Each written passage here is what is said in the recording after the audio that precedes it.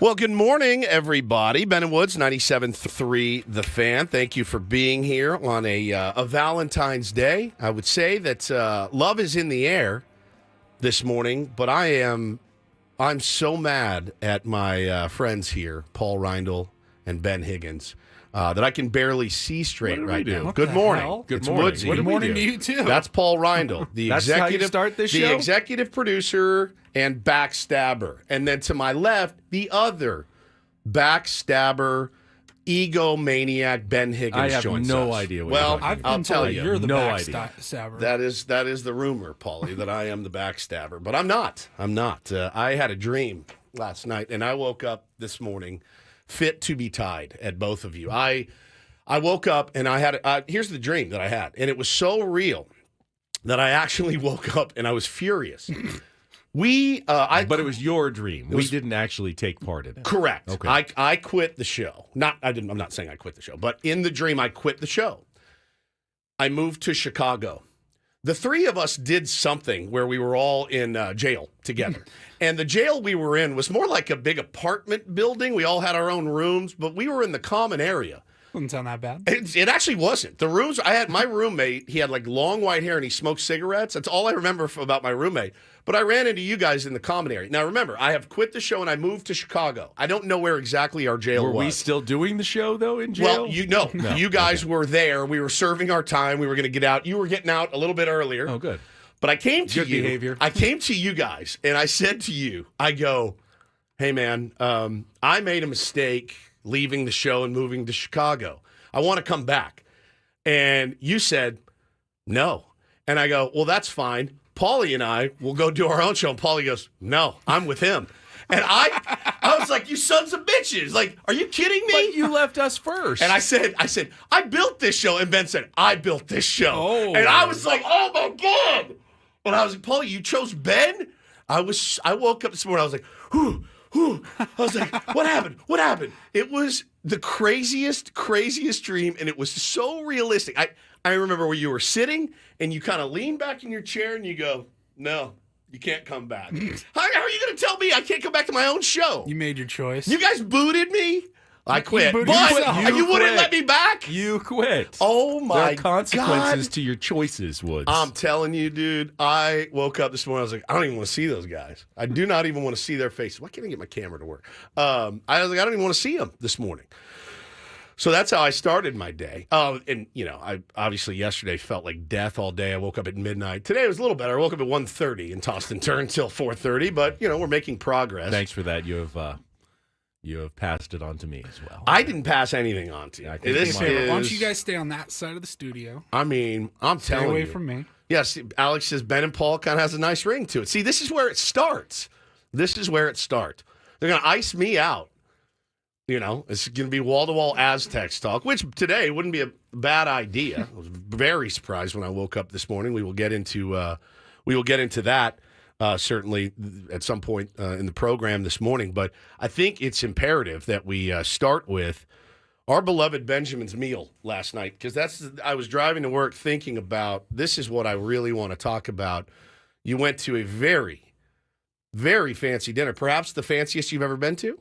I've never been to a Michelin star restaurant. I mean, it wasn't, silver, white tablecloth. It was a little more, it's right on the water. It was Valle in Oceanside, and the food was what you'd expect, the little tiny bites of gourmet Mexican food, Mexican wine country cuisine. Well, I think I realized what we were doing time for. Plugola. I think we were all in jail for Ben's Plugola. We were probably serving a 6-month sentence for Plugola. Now that I think about Sounds it, but about right. tell me more about Valle and the dinner. Let me start with Simply the best. Let me start with a little debate, and you tell me if this was something that I should have complained about. Okay. Both Shelley and I were feeling a little under the weather, and I called and said, it might be better if we do this another day. Can we reschedule our dinner? Just when we're feeling, you probably don't want us here, we're a little under. And they said, no, you've prepaid, and either you come or you lose your entire meal. Like, the whole thing was paid for in advance, close to like $400. So it was nice, expensive dinner, and they said, you lose it if you don't show up. I said, okay, we'll be there then. If you don't use it, you lose do, it. in fact, Yes. lose it. And I Holy thought that smokes. was, I understand that restaurants can't just, willy-nilly change reservations all over the place, but if people are really under the weather, you don't want those people in your restaurant, right? And Apparently you do. We went early at 4:30, so it wasn't even that busy. We would have come at another time, so I thought they should have let us come at another day. Now we went and we had a very good meal. It was we started. They brought these little tiny bites, botanas. There was a soup, a chicharrones soup with cotija cheese foam. Now, chicharrones are Pork rinds. Pork rinds, okay? And it tasted kind of like a pork soup with a cotija cheese foam on it. Pork, there was a pork soup. There was a little it was almost like a homemade Frito stuffed with like a ceviche fish thing. And Okay, then that sounds pretty good. it was pretty good, yeah. And I'm then guessing it was labeled something different on the menu than a Frito. Frito-like Yeah, I know, fish thing. I'm sure they had a name for it. And then there was a mushroom little appetizer. So those three. And then they brought the charred onion tart, which was a celebration of the color black. And I posted a picture of this yesterday. It was basically caramelized onions that were so dark, and they added squid ink to make it completely black. The pie crust, the tart crust, had squid ink and onion ash in it to make it completely black, and then there was some caviar on top of that. That was Shelley's favorite thing. She loved that onion tart. And then there was I'm looking at a picture of it. Yeah. Looks like something you forgot in the oven, if I'm being It looks honest disgusting. with you. It looks I'm like, sure it tasted better than it looks. God, I let the tart in for too long. It's a Just eat it. celebration of the color black Okay, yeah, great. It's black, but on a black plate. with squid ink. Yes. Does that taste like anything? You don't taste you it don't at really all. taste You don't. the squid ink. It just makes things I've dark had and black. pasta with squid ink, and it's Black pasta. Yeah. And then I thought my favorite thing, they had a little sope with it was almost like a carnitas on top of it that was really, really good. What is that? A sope is like they called it a chancla. It's basically like a masa, like a little, it's like a taco, but it's not folded. It's just flat and with stuff on top of it Okay. as opposed to folded inside of it. And that Like was a delicious. tostada. Yeah, a little bit like a tostada. Just but call not, it a tostada. Not crispy. It's the bottom's soft, more soft. Yeah.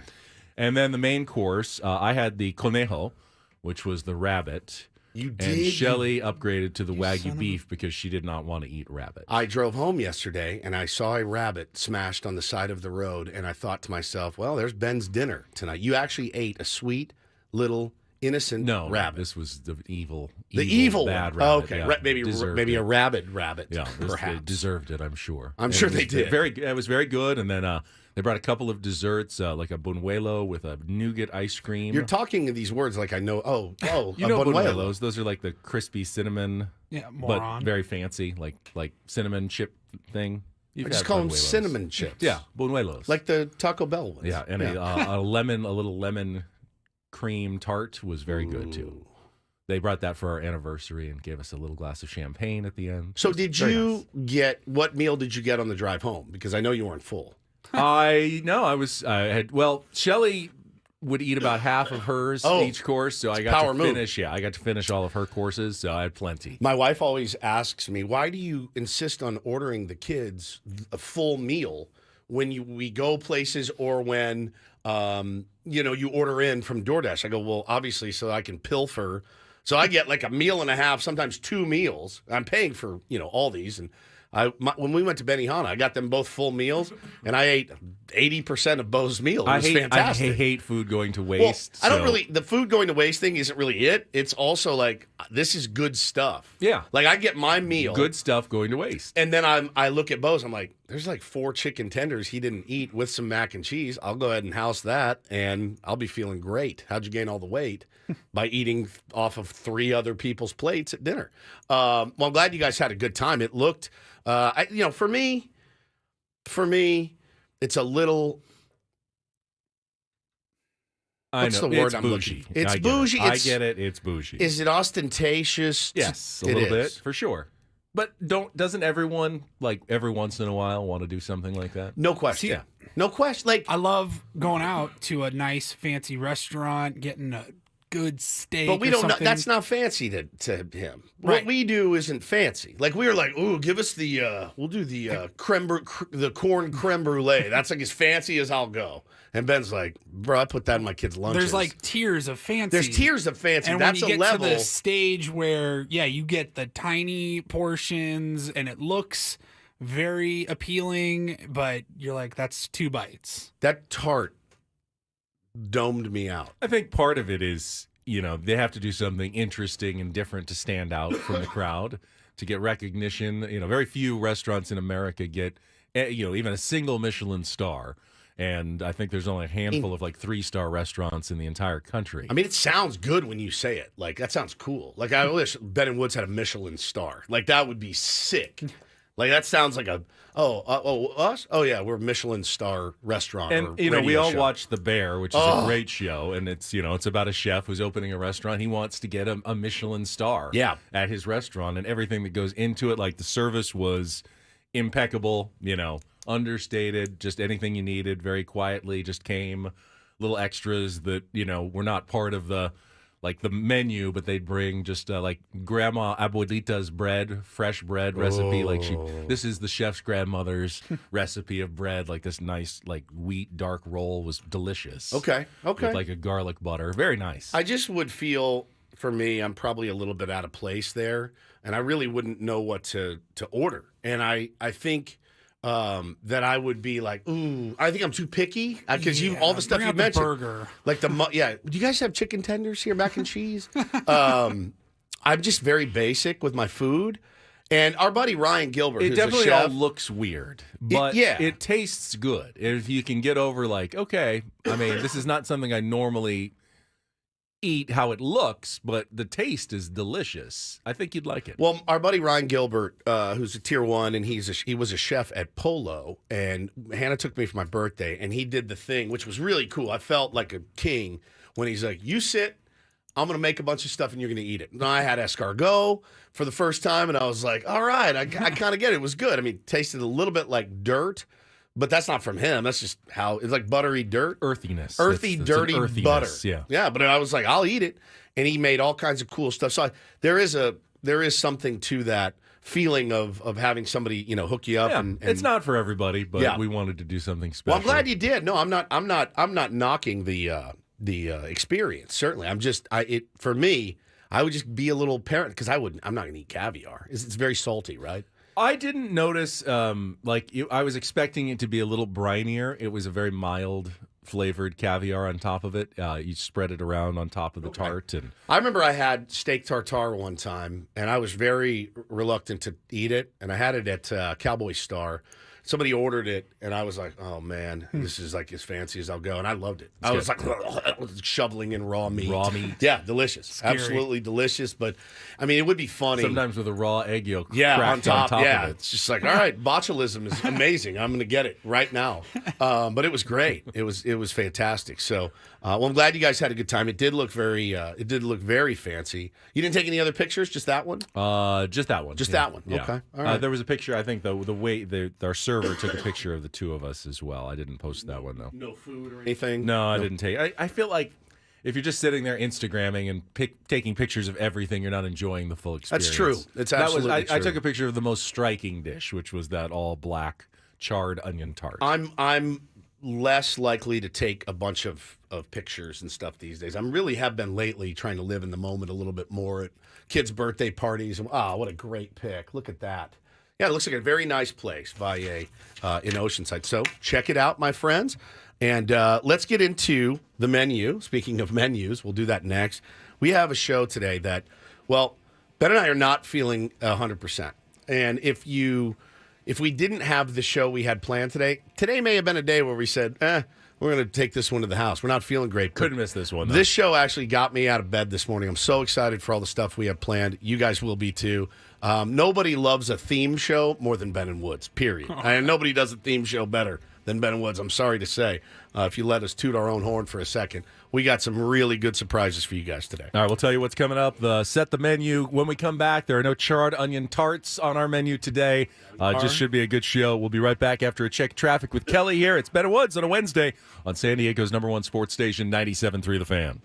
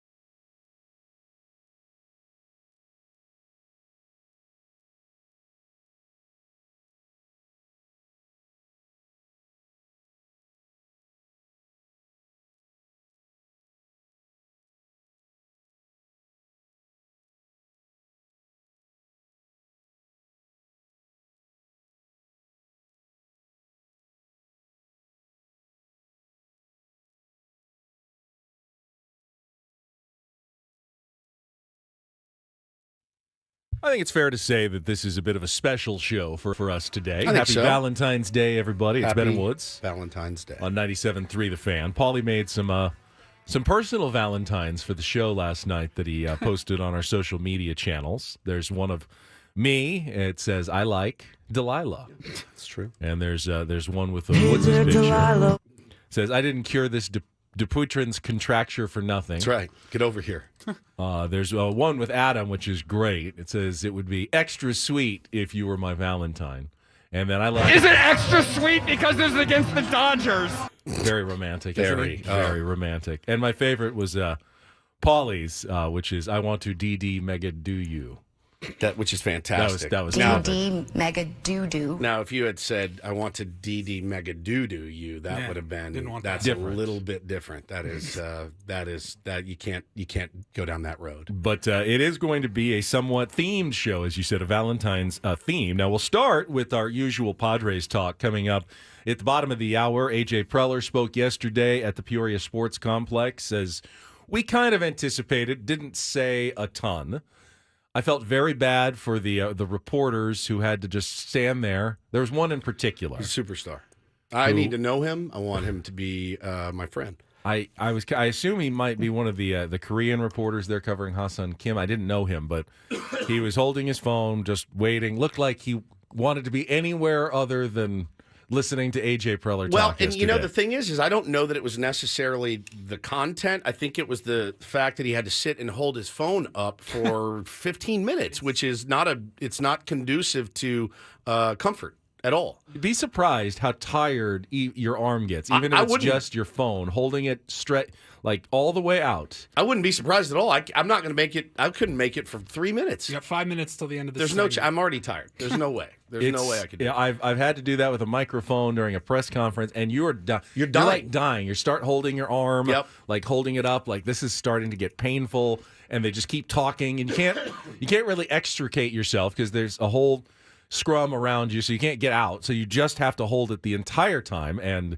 he was obviously getting a little fatigued. I mean, the pictures that went around, it was his eyes like looking up straight at the ceiling, like, oh my God, my arm is going to fall off at any second. Where it was spectacular. We did get a little more information about the Padres' flexibility, what they have left in terms of payroll, and it is something. I don't think it's a ton, but they have some flexibility going into the season. We'll hear from AJ Preller coming up. We also heard from Manny Machado yesterday, who was out on the field, and Manny said he's going to take things slowly as he comes back from his tennis elbow surgery. But He's not. It doesn't look like he is at He's all. already throwing balls across the diamond. I mean, what else is there to do? He's hitting, he's fielding, he's throwing the ball across the diamond. Maybe not at 100% intensity yet, but with still more than a month to go until the opener, it seems more and more likely that Manny's going to be full go by the time they get to the Korea series against the Dodgers. I sure hope so, and we need him at third base, and that's where he is.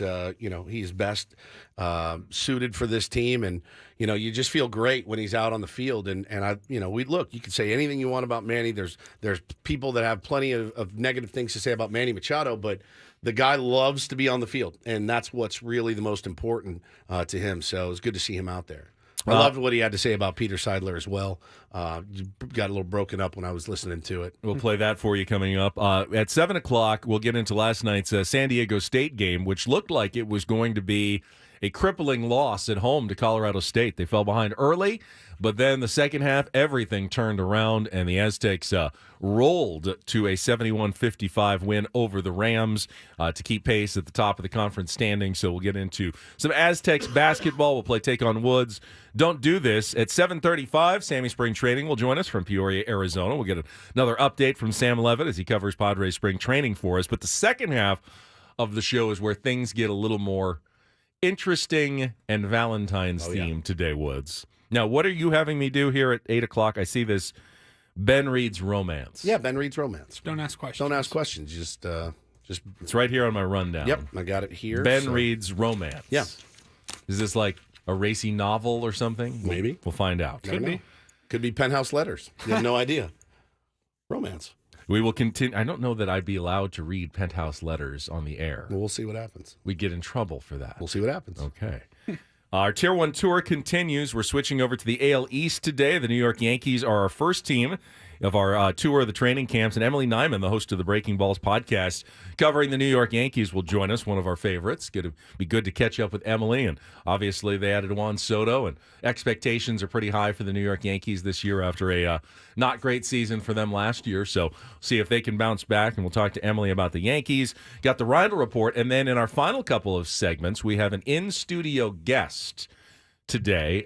Stephanie Daly is a relationship, dating, well-being blogger, content creator. She's got an incredible following, and she's going to be in to just kind of help our Tier 1s with any relationship advice they need here on Valentine's Day. Yeah, she's great, man. Really, really good content. Check her out on YouTube. We had some people submit some questions. There's only a couple of you guys are creeps, which was to be expected. But listen, we're going to keep it clean and above board when Stephanie comes in. I want you on your best behavior. I think it's always, you've been a little deviant lately. Getting a female perspective is an important thing. Very much so. And we don't. She's really good. She works with men and women and looks at both sides of relationships. And a lot of her content is like polls. 75% of men admit to doing this on a date. Is this okay? And she gets feedback and talks about it. And it's going to be. She's a searcher. That's what I like about her. She does not purport to be some sort of expert. In fact, she's kind of like I'm not an expert at all. I'm just very curious about what's going on out there. So she's awesome. Great content. So it's going to be great to have her and get her in studio. It's going to be fun. So pretty jam-packed show today. That'll take us all the way to 10 o'clock. Annie and Elston at 10 o'clock. Gwen and Chris this afternoon as we continue all of our Padres coverage here on 97.3 The Fan. But we'll start when we come back with the general manager, AJ Preller, Manny Machado, what went on at the Peoria Sports Complex yesterday. That'll come up next on Ben Woods on San Diego's #1 sports station, 97.3 The Fan.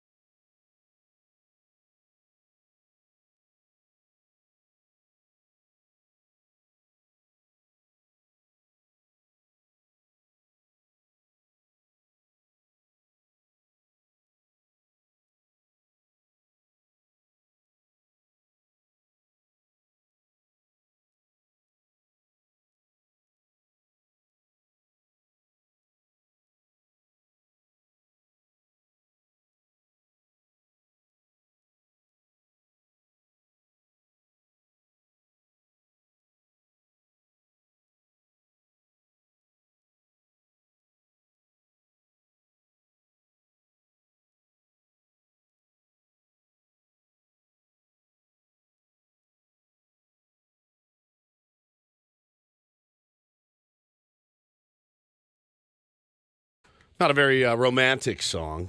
It's So Easy by Guns N' Roses here on Ben and Woods this morning. A little birthday shout out to, I think it's Kikin, Kikin, in the chat. Happy birthday, pal. Happy birthday. Thanks for being here. Thanks for listening. A Valentine's Day birthday. Valentine's Day birthday. Interesting. Yeah, that's exactly right.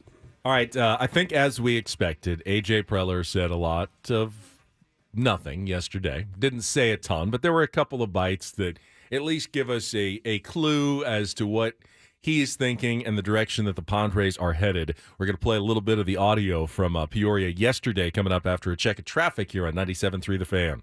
From the 97.3 The Fan Traffic Center, here's Kelly Danick.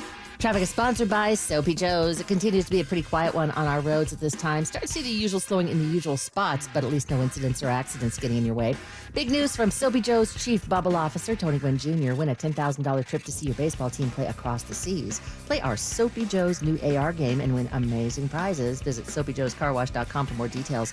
Soapy Joe's is good, clean fun. I'm Kelly Danick with Ben and Woods, San Diego's #1 sports station, 97.3 The Fan. What I'm all about seeing some of these younger prospects get an opportunity and what they can do. It is the best way for the Padres to have sustained success going forward. Indeed. But as I said earlier this week, my worry was that because they didn't have any other options, they were going to force guys to play who weren't ready. And that was the question that I wanted to ask of AJ more than any other. What is the plan if Jacob Marcy or Jackson Merrill are not ready to take over a spot in the outfield by opening day? Right. I mean, is it just Sugar, Jurickson, and Tatis, and you don't even have any backups in the outfield, and that's it? Are you painting yourself into a corner where you don't have any choice other than to use these prospects? And AJ did address that, and I think to my somewhat relief, he said no, they're not going to force guys to play who aren't ready. Here's what AJ had to say about Merrill and Marcy and their shot to play in the outfield this season. Yeah, no, I think we're open, in terms of their ability to compete to make the club. I think we're gonna find out more, but I think they've put themselves in position, specifically, Jackson's case, last year getting to Double-A, playing well in the Double-A setting. He had a really good off season. And I think with Jacob Marcy, Graham Pauley, those guys, getting to Double-A and then playing in the fall league. Jacob, being the MVP of the fall league. The league's designed to speed up the development of some really talented players. We think they're really talented, and we know their work ethic and how hard they work. And I think they're coming here not just for the experience. They're coming here to kind of see where they stack in with our current group and our current club. So, I think, and AJ did say that, they're not going to be forced to play, though. If they're not ready, they can go back and still spend some more time in the minor leagues if that's ready. He also said something interesting. He said spring training is not necessarily the best place to evaluate whether a guy is ready or not. Spring training is where guys just get ready for the season, where they, put in their work, get back into the groove, and you're not necessarily looking at a batting average or, power numbers in spring training. So he's putting a lot of weight in what he saw in the offseason, in the fall league, the work that the guys have been putting in outside of spring training. So I don't know what that means. If he thinks they're ready, if they don't put up big numbers at spring training, could they still end up on the major league roster on opening day? It sounds like it's possible. Sure. Yeah, I mean, anything's possible at this point with this squad. And he did talk about the potential of adding more pieces. Yeah. So okay. he was asked how much roster work is left to be done, and how much flexibility does he really have to make moves given the financial constraints for the Padres right now. We have flexibility. I mean, I think part of that is we've tried to put a lot of time and effort into adding depth and quality to the team and the roster. So there's going to be some fun competitions to watch here in spring training. But again, it's been a later developing market. Really, I think we've had real honest trade conversations that are still ongoing. That usually at this point in the season, most teams are kind of focused on they have their roster getting to spring training, going and playing.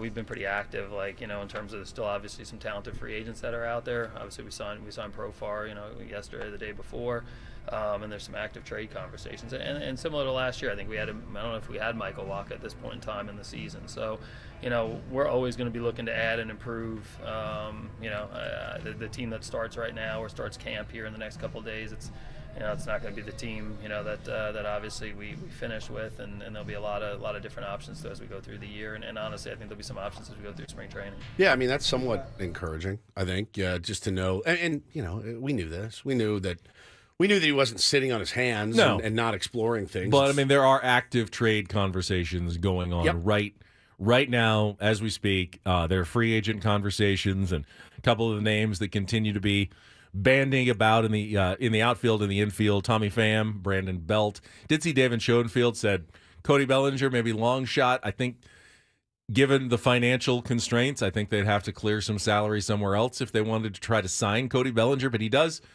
certainly does solve a lot of issues for the Padres in terms of left-handed guy who can play center field, going to be about as good as you can find on the market, probably the best guy you can find on the market. I don't expect them to go that route, but it at least makes enough sense that people in the national media are not totally discounting AJ from doing something unexpected here. And it's not just it has been a late developing market. I mean, I don't think that's AJ speak or GM speak. It just has. This year worse than most. It feels like it, right? And recency bias is a real thing. And like you said, we didn't have Waka at this time last year.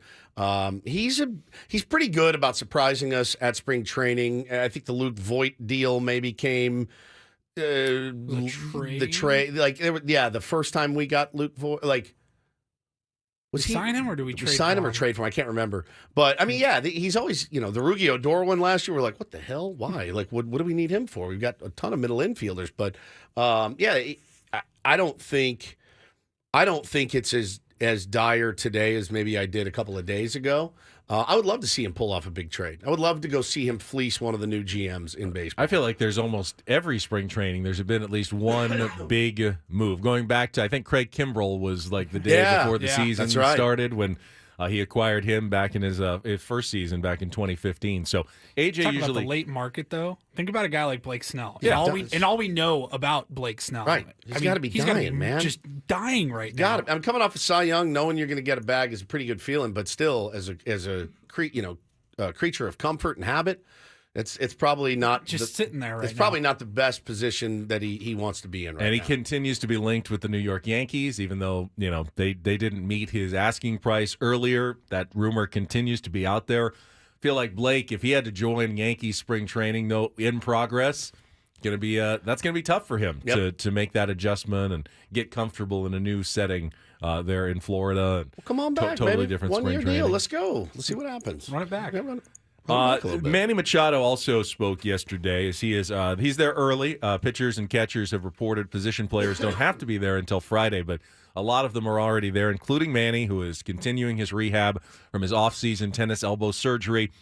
Doesn't look like he's got many limitations. He said that we're going to take it easy, and in the first few ground balls you saw him, he wasn't actually throwing it across the diamond, but then yesterday afternoon he was making the throw across the diamond from third to first base.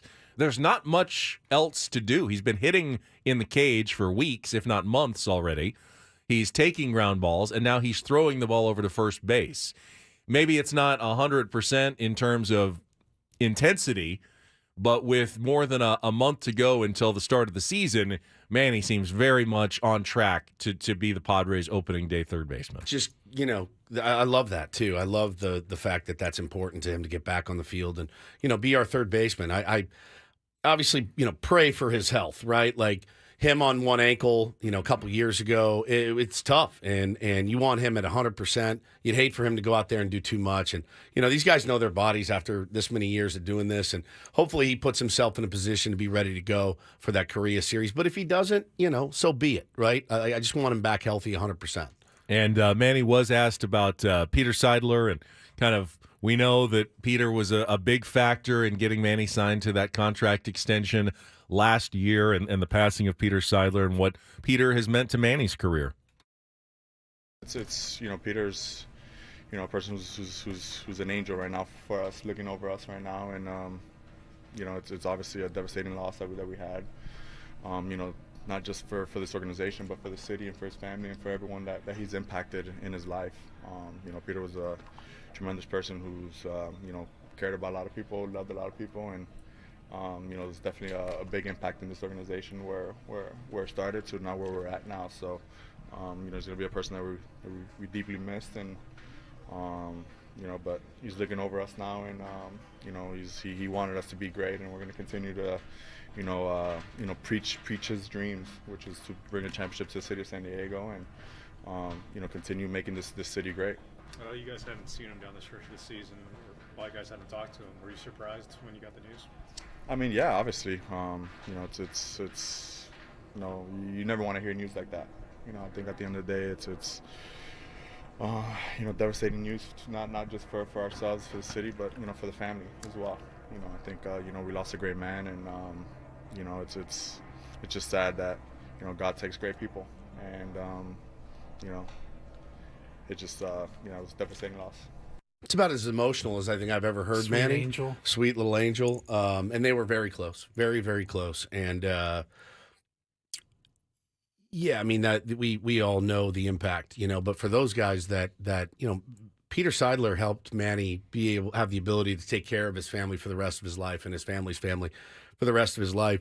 But they were very tight. Peter was he loved Manny Machado. So yeah, that moved me yesterday a lot. Do you believe that can have an impact? Win for Peter, bringing together a team, or is that more of a narrative? It really comes down to just guys playing and producing. And, well, I mean, it's not an emotional thing. Baseball. It feels like a Disney movie, certainly. But you certainly can't quantify it. I mean, you certainly can't quantify it. I don't know, man. I do feel that I'm a big believer in people watching over us and things like that. I really am, but I don't know. I mean, I do know if the Padres have a surprisingly good season and they make a playoff run, there will be a lot said about winning one for Peter and Peter watching over them, and this is a special season, and we know that Peter is a part of this here with us. That will happen.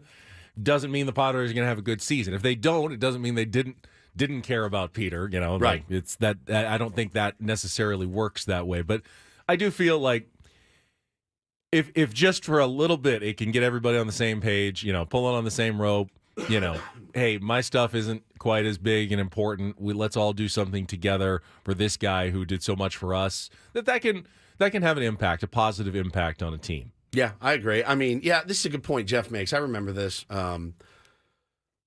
The hurricane in Houston, the bombing in Boston, those fans rallied around their cities, won championships after hardship. I mean, remember New Orleans, the Super Bowl? I mean, bro, that was some of the most moving. But they also had really good teams. They had really good teams. Yeah, it wasn't a bunch of no, they weren't supposed to win. The Yankees, 9/11. 9/11.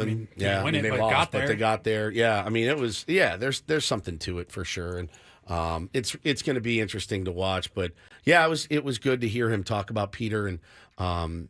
You know how close they were, and it's something that's going to hang over this organization for a while. You don't fill those shoes. You know what I mean? Very difficult. Manny also revealed the due date. He and Yane. Oh, did he? Yeah, April. It's going to be early in the season, so Manny's going to be a dad for the first time coming up here in just a couple of months. Strap in, pal. Strap in. I had yesterday one got new shoes and he refused to take them off even before bath time. And he was melting down because he wanted to wear his brand new light up Spider-Man shoes in the bath. And then the other one asked his pants at the exact same time. So I was in it. Was there not a logical conversation? Like no. If you wear your shoes in the bath, they're brand new. They're out of ruin the shoes. They're out of the box. He didn't care. You don't want to do that. 3 years old. You don't want to ruin your shoes. So I took them off and put them right back on after the bath.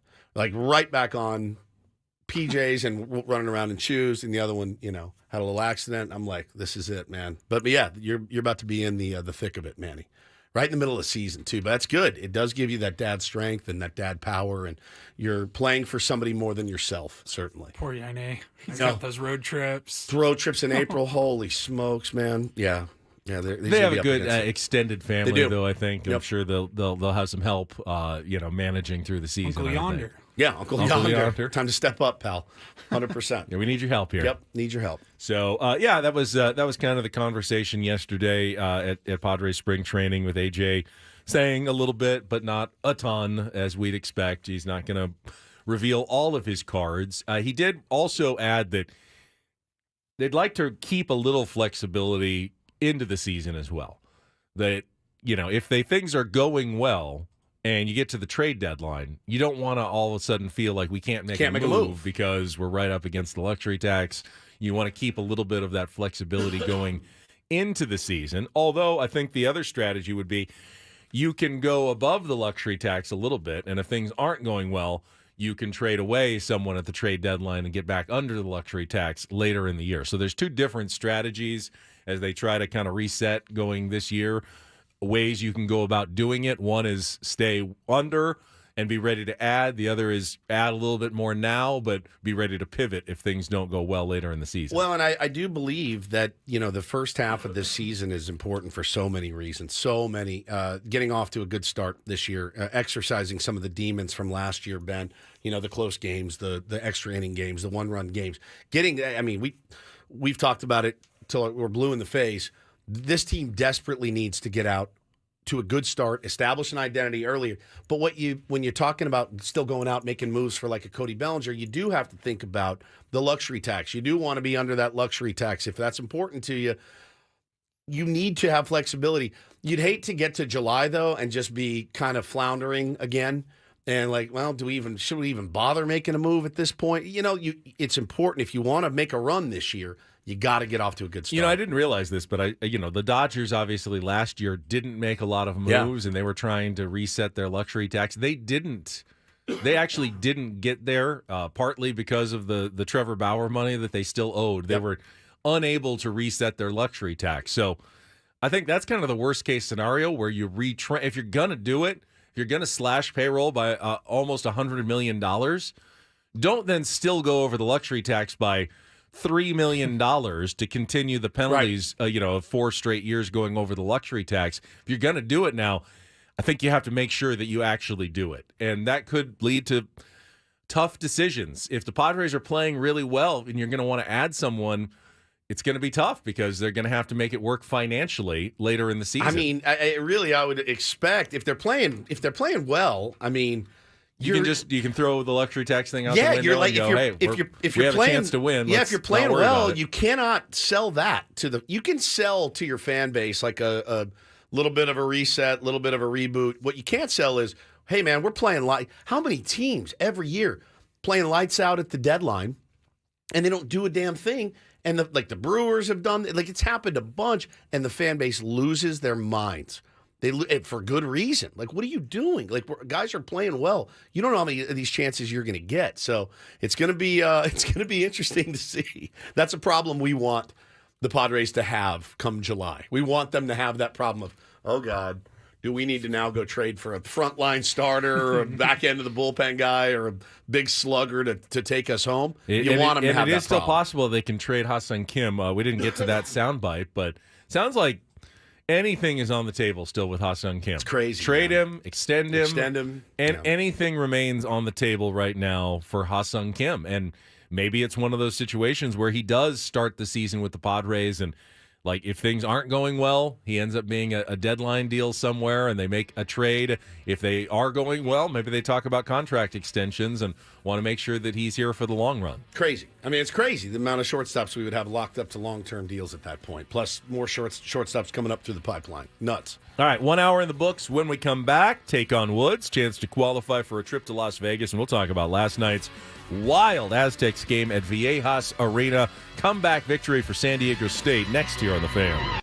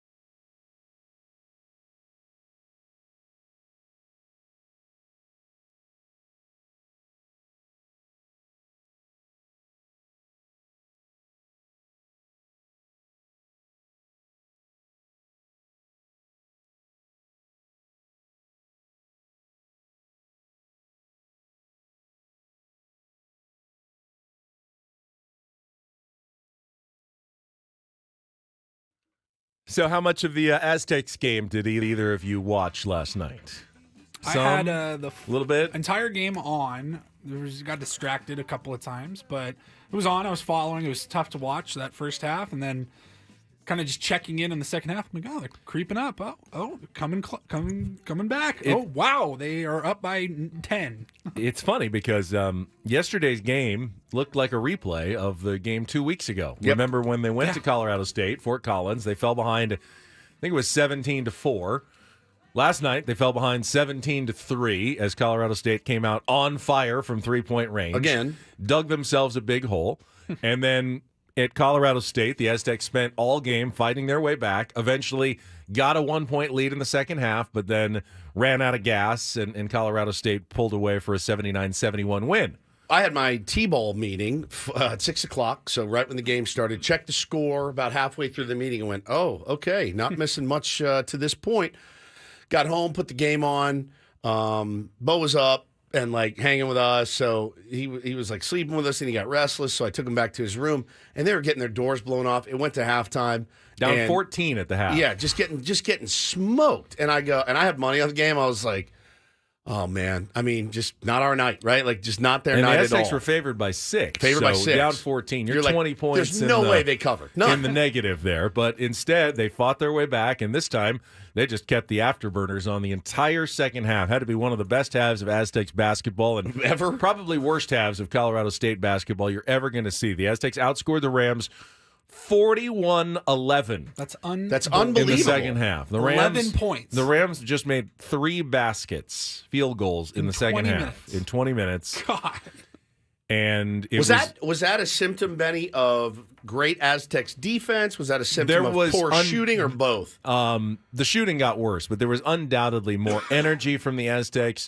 A lot of block shots. J. Powell had a great defensive second half, coming and blocking shots underneath, and then Colorado State got cold. They had a couple of wide open threes still, and just clanged them in the second half. They could not get anything to go in. What is with Colorado State went 1 of 19 for the final 16 minutes of the game I just read. What is with the dreadfully slow starts? Well, is it the starting lineup? Because when he put J. Powell in the starting lineup, it was Air Force, but they got off to that great start, and then then J. Powell missed the flight, so they had to go back to what they were doing, and then J. Powell did not start last night again, right?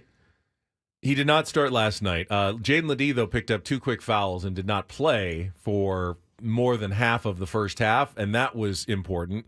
Reese Waters has also been struggling the last couple of games. I love it. When he's not making shots, all of a sudden, things just get kind of difficult for the Aztecs to score points. So I think both of those guys not doing anything in the first half gave Colorado State a great opportunity to build that lead. But then when they brought Ledee back in the second half, he was unstoppable. One of his best performances of the season, 27 points, 10 of 14 shooting, 6 rebounds, got to the free throw line 11 times. He fouled out 2 of Colorado State's big men. They had no answer for him. When he got inside, he'd just make a move, lay it up every single time. They tried to double team. It was an excellent performance. Jaden Ledee seems to be adjusting well to the double teams. He struggled a little bit as they realized we can't let this guy beat us, so he was getting those double teams. His turnovers went way up. Yesterday, he seemed to kind of figure it out against Colorado State in that second half. Lamont Butler had a good game, 11 points, 10 rebounds, double-double. Very solid for him as well. And the second half, the rebounding was incredible, both offensive and defensive. They ended up with a 46-24 rebounding edge in that game, and most of that advantage was in the second half. There was 3 or 4 possessions where the Aztecs they got 3 offensive rebounds, 3 different chances to get shots off because they just kept going up and fighting and just ripping the ball away from Colorado State. They just wanted it more in the second half. And I don't know that we've seen that entirely from the Aztecs all season long, but that was certainly a game where they looked like they wanted it badly in the second half. That's incredible. First half was brutal. It's incredible. I woke up this morning, I looked at my phone, and I went, again, had to do the math. I was like, oh, yeah, no, they not only did they covered mightily. I mean, I was shocked. They looked so bad in the very brief time that I watched in the first half. I don't remember if it was a join in progress at the beginning. I was kind of busy right at the start of the game, but I swear to God, the first time I looked at the score, we were already down big. And I go, oh, it's going to be one of those nights. Those nights, yeah. Cool. You know, and San Diego State did not make many threes last night, which is a great sign that you can still win a game against a good team like Colorado State, top 30 team in the country, without making your threes. When the Aztecs make their threes, they're almost impossible to beat. When they don't, they still have a chance. It's a tougher, obviously, if you're not making your shots. But when they make their threes, you can see this team going on a run in the NCAA tournament. For sure. Like they did last year. They made shots in the NCAA tournament. Very hard to beat if they can do that. We need a contestant for Take on Woods. If you want to call in, we're going to play here in a couple of minutes. Try to qualify for the trip to Las Vegas, 833-288-0973, 833-288-0973. I had to point this out, though, last night from the Aztecs game. Steve Quiss, local sportscaster, does a lot of play-by-play now. Used to be, I think, KUSI and Channel 8 as well. He tweeted, looks like he was there at the game with his daughter. He said, felt so bad for Colorado State tonight. The second half was as bad as I've ever seen for a team. Give the Aztecs credit. My favorite part of the night is that Ted Leitner's mic is hot during commercial breaks in the restroom and on the concourse, and he has no idea. So when I saw that this morning, you guys sent that tweet over, I thought that he pulled a naked gun, Ben, and went to the bathroom and was like going to the bathroom with a hot mic. You know what I mean? Like, yes, like Uncle Teddy was going pee-pee in the bathroom, like, hello, and then what the hell is wrong with you? Yeah, but that was not the case. He had a hot mic, but it was all over. But you could hear it apparently at Viejas Arena during when the commercials would be on for everybody listening at home. Right. If you were at Viejas Arena, you just heard Ted's running conversation at the scorer's table with whoever is like sitting next to him, like, what's going on? I pulled my diphthong in college. That's kind of like that's a nightmare for a sportscaster. Yeah. Like if we found out like during our breaks our mics were on and everybody was hearing what we've said, and it's happened once or twice on YouTube and stuff. You'd like to think you're not saying anything too bad, but you don't have to worry about there's on the air conversations and there's off the air conversations, and there's definitely a difference between the two. So I'm curious as to what Steve heard Uncle Teddy say during the break. Yeah, bang, bang. Probably complaining about the referees as he always does. Guaranteed. Yeah. Guaranteed. Although Aztecs at home got the calls. I mean, Nico Medved, the coach of Colorado State, got a technical foul. He lost his mind because his team wasn't getting the calls on the road. No one gets calls on the road in the Mountain West. So he absolutely I'm surprised he didn't get ejected. Got the technical foul. Did not stop screaming at the officials the entire time. Just lost his mind after an offensive foul was called on his team. And bro, when you make 3 buckets in the second half, it's not the refs' fault. It's not the 3 refs. Baskets. 3. The 11 points was the fewest allowed by San Diego State in a half against any Division I opponent, I believe, in school history. That's beyond insane. Yeah, I remember a game when the Aztecs only scored 9, I think, at Wyoming in a half, but 11 is the fewest they've ever given up in a half. And this isn't like they were playing St. Catherine's. This is Colorado State. No doubt. They're number 30 in the net rankings, which means that's a quad 1 win for the Aztecs. That's a good team that beat you in their home floor, and you held them to 11 points in the second half. That's pretty impressive. East County Chris says, I'd pay money to hear Uncle Teddy with a hot mic. I don't think it sounds all that different. I don't think it's all that different than when the mic's on. He doesn't filter himself that much when he's actually on. The guy is he pulls no punches. You know, he's gotten to the point where he can say what he wants to say. Correct. And he has earned that right. Legendary status. Exactly. Yep. All right, let's get to it. Play today's game of Take on Woods.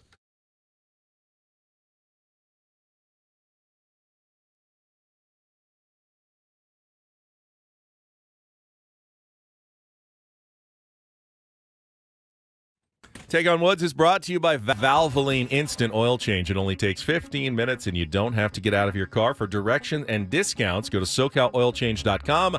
That's SoCalOilChange.com. We got a first-time contestant here. Zach is on the line. Zach, good morning to you.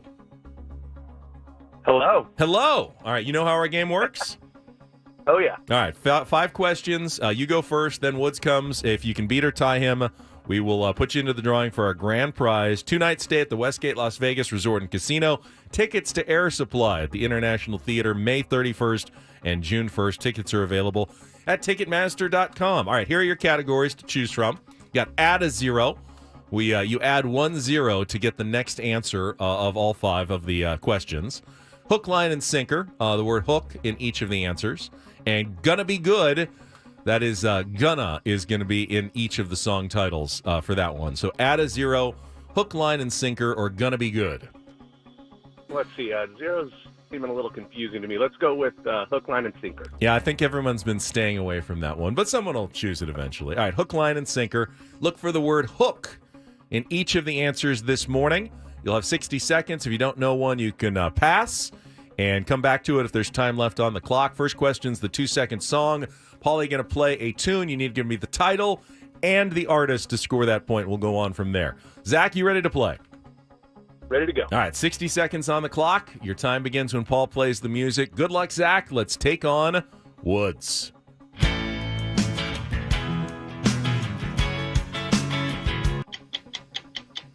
Oh, I got to pass. If you've heard of the Scandinavian band Blue Swede, it's probably because of their 1973 cover version of which song? Pass. Which 1970s American rock band is known for hits including When You're in Love with a Beautiful Woman and Sexy Eyes? Oh, my gosh. Pass. Which Megan Thee Stallion song is named after a character in Peter Pan? Captain Hook. Correct. Considered one of the great guitar players of all time, which blues singer from the second half of the 20th century is known for songs including Boogie Chillin' and Dimples? Oh, I don't know. R.L. Burnside. No. Let's go back to the 2-second song.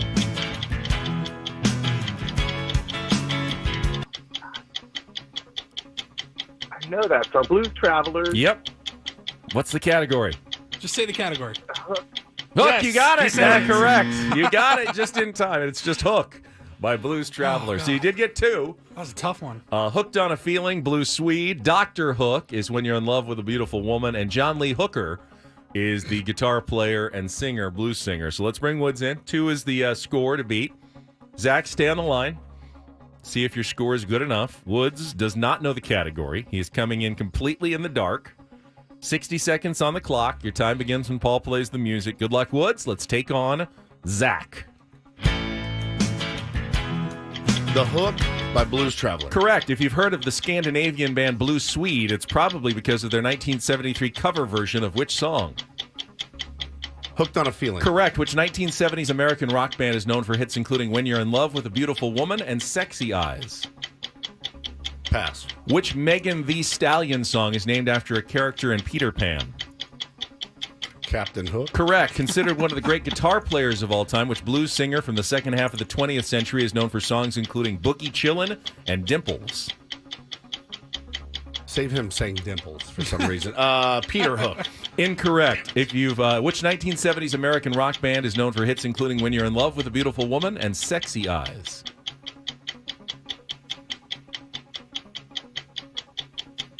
Hook these nuts. I've got no idea. Dr. Hook. Dr. Hook. And then John Lee Hooker was John the Lee one you Hooker. didn't get. But the 3-2 win is yours God. today. Zach, thank you for playing. First-time player Zach comes close, but No not cigar. quite. Yeah, no cigar. And take on Woods Sorry, today. Zach. Man, that was not my best performance. That was a tough It's category. a tough category for sure. Yeah, Hook is not a common word. It's really not. I'm surprised I was able to find 5 songs and artists that included Hook in there. I think my question is why? Why would you? Why would you be looking for them? Where did that come from? Got no idea. No idea. So John says, Woodsy listens to Megan Thee Stallion? No. That's a 100% guess based on the category. What the in category question. sounded like, and you characters in Peter Pan. That's right. I try to write them where sometimes you can figure out the answer without knowing the song. If that was the first question, you would have been screwed. I think that, yeah, no doubt. I think that is the only time we've ever had a thing where I don't like any of the songs in it. So that's the one that Zach got, and then he came back and he goes, "I know it's Blues Traveler," and Paulie and I go, "Just say the category." Hook. Yeah, there, good. You got it. There you go. Let's say the category. All right, we heard it. Hook. We heard Yeah. it. I'm trying to give the guys. That's fine. Yeah. Every advantage they need to take down the Yeah, champ. no, That's we don't. okay. We're not cheering for you, Woods. That's we're fine. cheering for the tier ones I in this get it. game. I get But it, You're man. very tough to beat. I get it. You've defended your title once again. We will have a game of real or fake tomorrow on a Throwback Thursday. right. Give non-musically inclined tier ones a chance to qualify for that trip to Las Vegas. All right, we'll come back with Don't Do This next. Bob Nightingale wrote about the Padres yesterday. He was in Padres camp, but he misquoted Manny Machado. I'm It's shocked. one Shocked. word, and I think it makes a big difference in the story with what Manny said and what Bob wrote that he said. We'll talk about that coming up next with Ben Woods on San Bob, Diego's it's just kid stuff. #1 sports station, 97.3 The Fan. Kid stuff.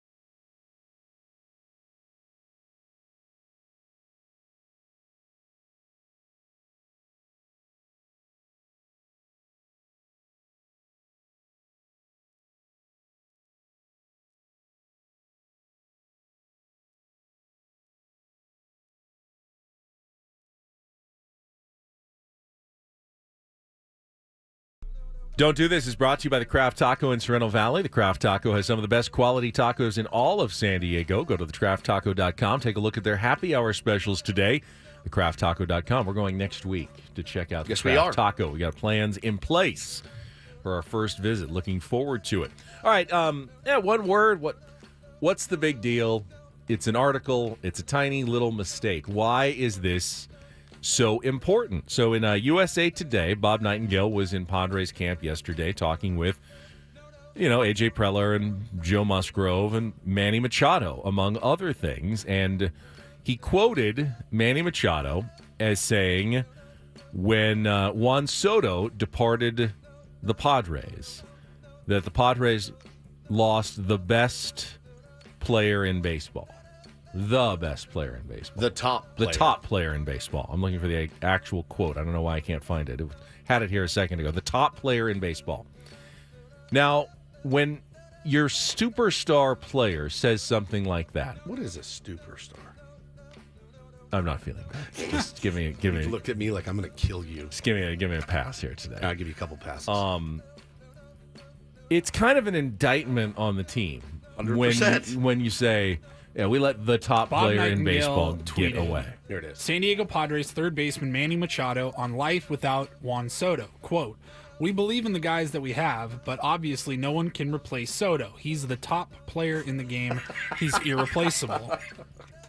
I mean, that's a bad look. Manny thinks the Padres traded away the top player in the game to get a couple of, pitching pieces. That's not what he said, though. Paulie, do you have the actual audio of Manny Machado and why one word makes a difference? Thank you, Sammy Levit, for setting the record straight. Guys brought in King. Obviously, no one could replace Soto. I mean, he's the top player in the game. Top player in the game. I'm not saying that. But, that's very accurate. We believe in the guys that we have. He is a top player in the game. No doubt about that. That is a very different. For me, there's a very different context to saying we traded the top player in the game to we lost a top player in the game. Am I making too much of that? No, you're not at all. And I thought, again, it got picked up by New York media, and they're tweeting about it, John Boy and everything else. And look, it's the way it goes. It's not, at the end of the day, it's not that big a deal. Manny Machado getting misquoted. Shocker. Weird. Yeah, so it's Bob Nightingale. So, but yeah, one tiny little word makes all the difference. He also had some quotes from Yu Darvish. I have no idea if they're accurate or not, but he wrote that Padres ace Yu Darvish was promised that his 6-year, $108 million contract extension wouldn't inhibit the Padres from hitting the free agent market again, was hoping to be teammates with Ohtani or Yoshinobu Yamamoto. Quote, "Frankly speaking, it would have been nice if they came here and they were my teammates," Darvish said.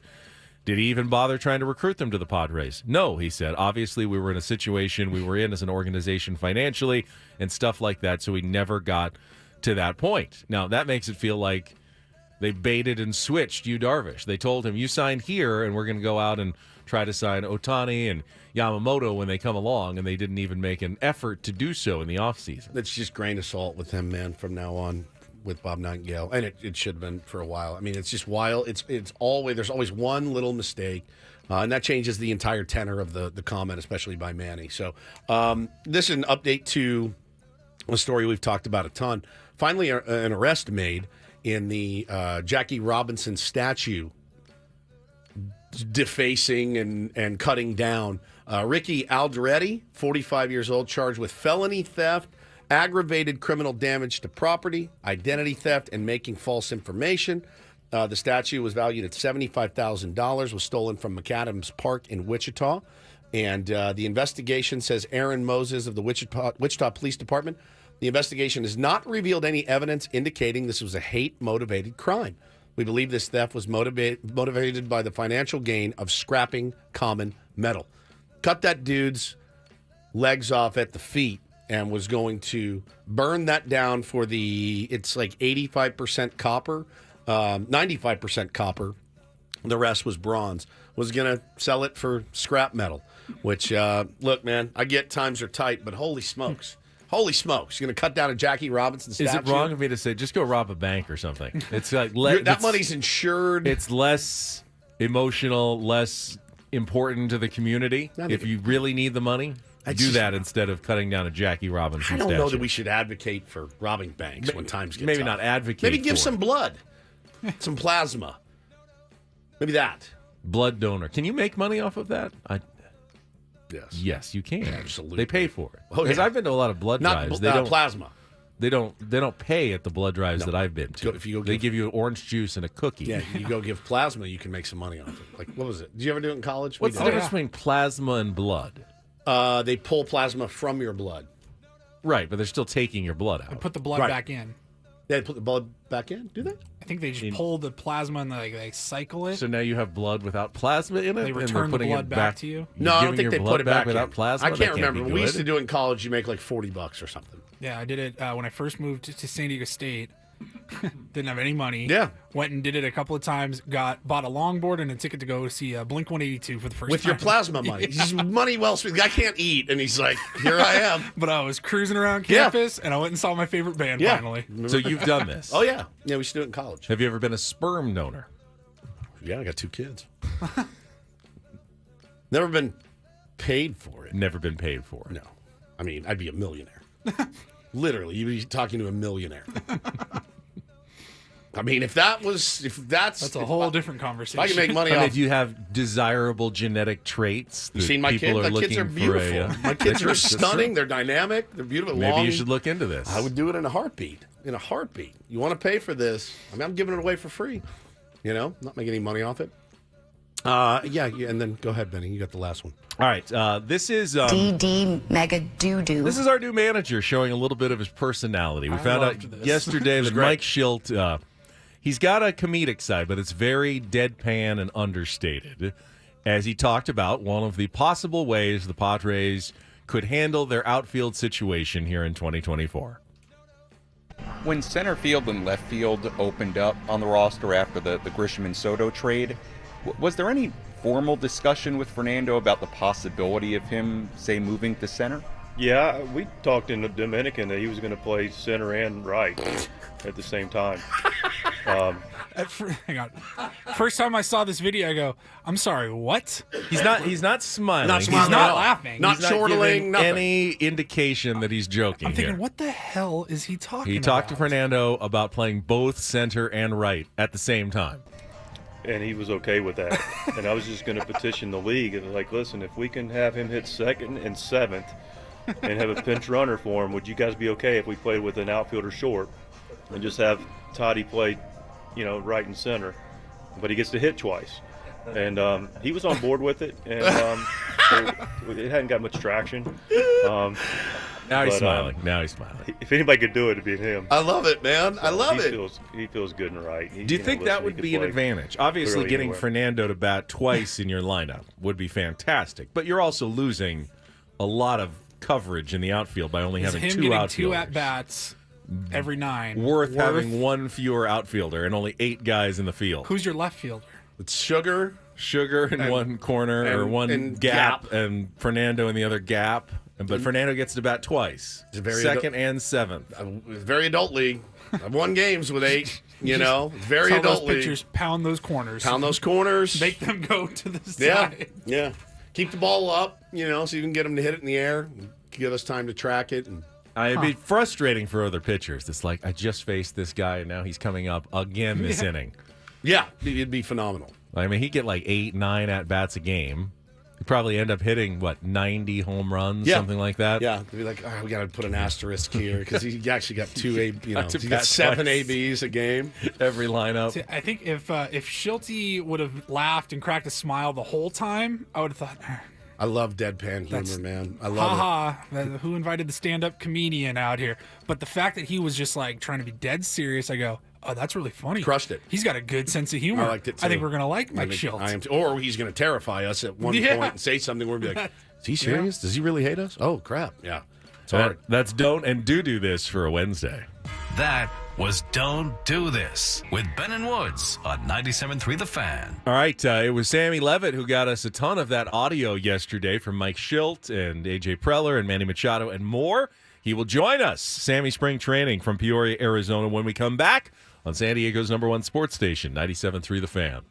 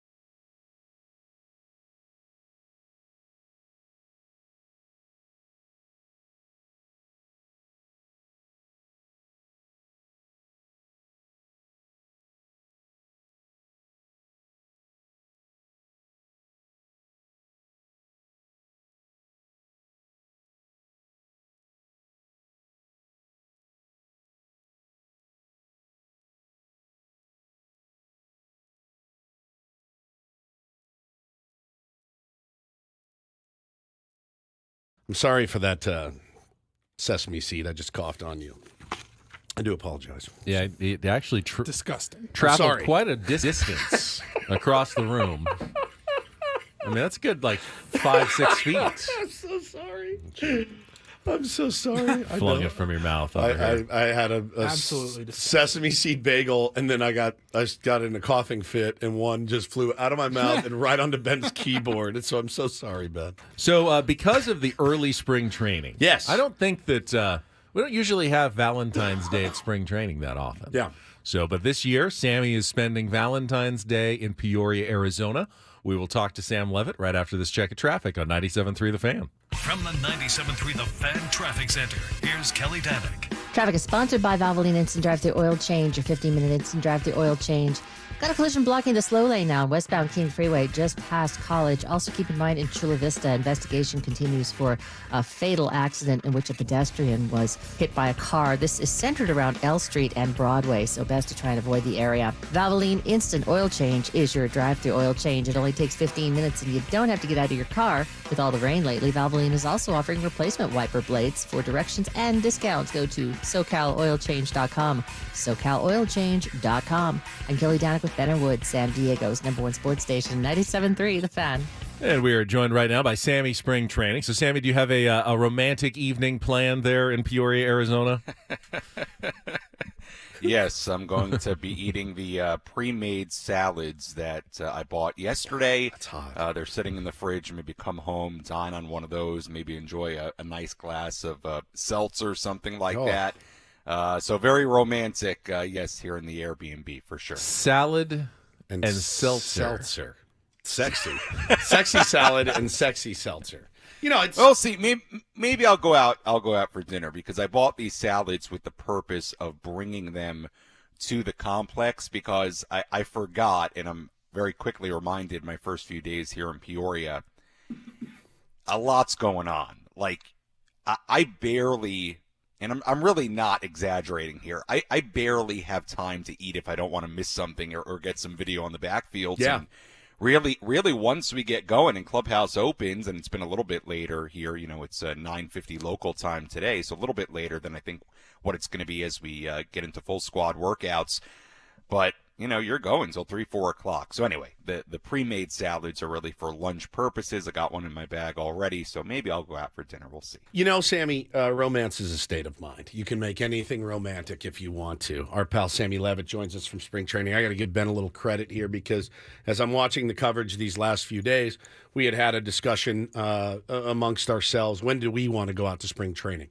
I think we may cancel our trip now. All the questions have been asked. I don't know that I want to go out and reiterate a bunch of questions to these guys in 2 weeks. You guys, you're doing such a great job out there. Again, we're not going to have anything left to ask, Sammy. So, I mean, like everybody's talking to Manny about soda. It was great info that you gave us yesterday. I thought that was really, really good. I've loved your coverage so far. So continue killing it out there. What are you kind of looking forward to today? What's the plan? Yeah, I mean, look, today it's going to be more bullpens. You know, the guys who threw bullpens the other day are scheduled to throw again today. So I'll read you off the list here. I know it's Joe Musgrove. It is Adrian Morajón. It's Michael King, who looked really good the other day, and De Los Santos, Johnny Brito, Woosa Go, Alec Jacobs. So the group that threw the other day, it's pretty much alternating right now. So that's what's going on. I'm sure there'll be more work. I mean, you know, right now it is basically, you know, the organized events that are actually on the schedule are for the pitchers and catchers, and then everybody else is sort of, I think, doing their own thing. But to their credit, I mean, Manny's here. Fernando got here yesterday and was out there taking swings and looked great. And Jake Cronenworth and Ha-Sung Kim. So a lot of guys are here early. We'll see. I'm sure Xander Bogaerts will be here. Who knows, maybe today, tomorrow, whatever it might be. Just to recap kind of yesterday, what I thought was really interesting. You know, I had told you guys yesterday that I saw Manny taking ground balls and not making the throws to anywhere really.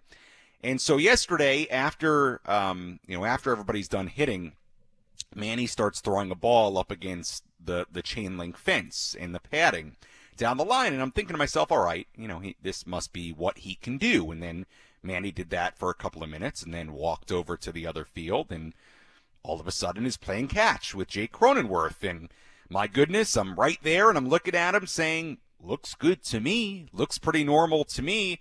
I was like, well, there's no way he's throwing a first base yet, right? And lo and behold, he goes out to third base, starts taking ground balls, and he's throwing it to first base. Looks pretty good. And he did it over and over and over again. So I thought that was really impressive. Obviously, you'd imagine it's a good sign for where he's at and the potential of him playing third base, in short order here. So we'll see when Manny spoke later, and I'm not sure what you played so far on the show today, but when he spoke later, he talked about it, being a matter of what, the arm can take right now. And it sounds like it, for as much as you would think the velocity might be part of it, it sounds like the everyday repetition of throwing is also part of it. So I didn't get clarity on this, but I'm wondering if right now there's days he throws, days he doesn't throw. But that was certainly something that stood out to me yesterday. But certainly good to hear Manny speak yesterday. He said a lot of interesting things. And to your point, Woodsy, I think as far as the questions for these guys, look, once we get out of the first week or so here, I don't know how much longer you can ask them about A, last season, or B, guys who aren't here anymore. Man. And by the way, they are fair questions, absolutely, to Joe, to Juan Soto, Manny Machado, to Fernando Tatis Jr. I'm sure when he has a kind of a big media scrum at some point in the next couple of days, they are fair questions. But I'm with you in the sense of I think you're going to have a week to ask him here, or whatever time frame you want to put on it, and then it's kind of be it's going to be moving on time. Yeah, and, we're going to just spin the topic wheel with them, I think, in every interview. So, what's your favorite movie, Jake? Right, and I think right, and I think what's interesting about this spring training compared to last year is last year there was so much focus on what the big four would do. Yeah. Tatis, Bogaerts, Soto, Machado. And certainly there's focus on now the big three, what they're going to do.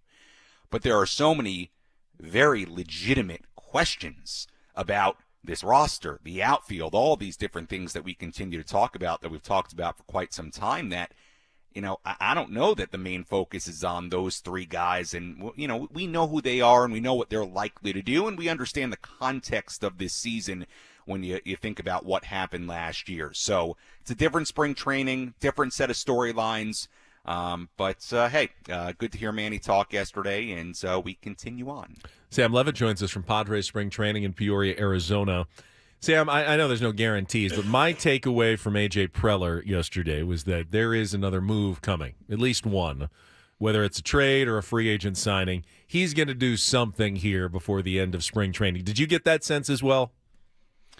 Yeah, look, there's no guarantees, right? But he certainly didn't shut it down when he was asked yesterday. I mean, he talked about the flexibility, and it certainly sounds like that flexibility may not just be about the opening day roster, but potentially later in the year when you talk about the CBT number and all those different sorts of aspects, because, I do think there is a scenario where, okay, maybe there is a move left, but maybe it's not something that's, going to be huge. Well, if this team is in contention come August, are there moves to be made? And can you maintain some of that flexibility as you get deeper into the year? Yeah. But I'm with you, Ben.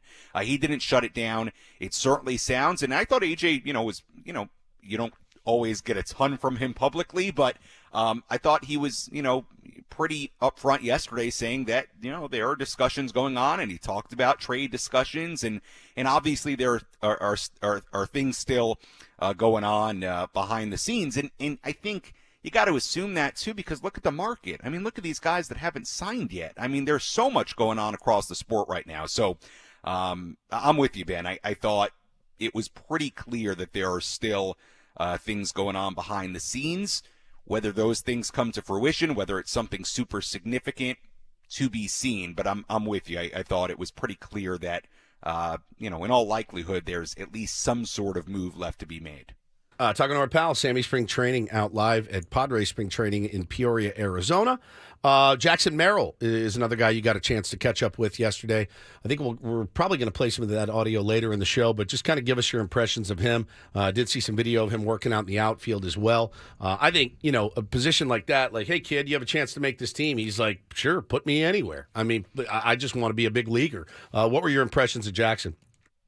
Yeah, I didn't see him play with my own two eyes in the outfield yesterday. Darnay Tripp, he scooped me. That's all right. Darnay will get you sometimes.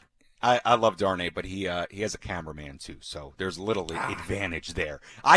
So I was not out there when Jackson was working out there. At least I didn't notice it. But with that said, we did talk to him in the clubhouse, and I thought there were a couple of takeaways from that yesterday. Number one, I think he is very, very open-minded about this entire situation. There was nothing he said that would indicate that he is intimidated by the possibility of playing the outfield and playing there every day. And it's clearly something that he has worked on going back to last season, as we know, and was a big part of his off-season work. I think there's a clear mentality where he wants to be versatile and he wants to do what it takes, and I don't say this in a cliche way, but like do what it takes to somehow make this team.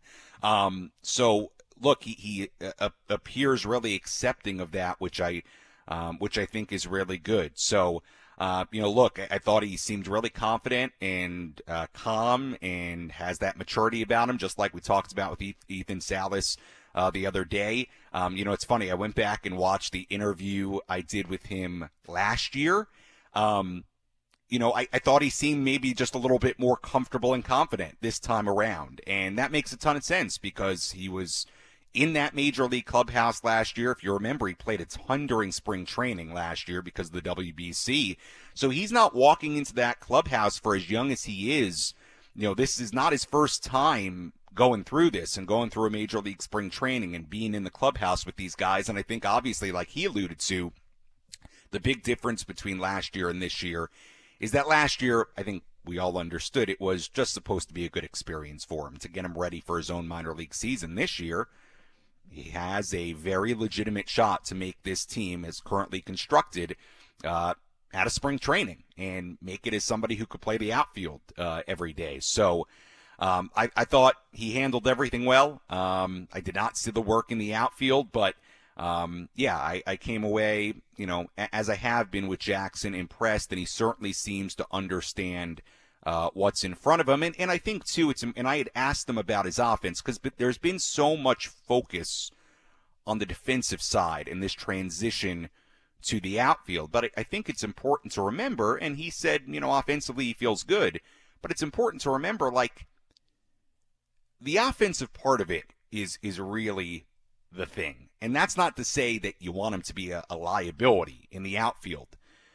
But if he can hit major league pitching in a month, then he can hit major league pitching in a month, and I don't think you're going to focus, all that much on the defense. It's important, but let's not forget about the offensive side. He's got to hit, and he's got to be ready for that part of it. So, I know this is a long answer, but when you talk about AJ Preller too, one of the things I'd asked AJ about was how do you balance with guys like Merrill, Marcy, Paulie, the needs you have right now on the roster versus their development. And I thought AJ made it pretty clear that they're not going to rush guys if they're not ready, which I think is a really good answer because I don't think the Padres should do that. Like if there's a scenario where, hey, Jerks and Profar's got to play left field for a couple of months until you feel like Merrill or one of these guys is ready, that's something you have to consider because I don't think they should be rushed. So I thought that was an encouraging answer from AJ.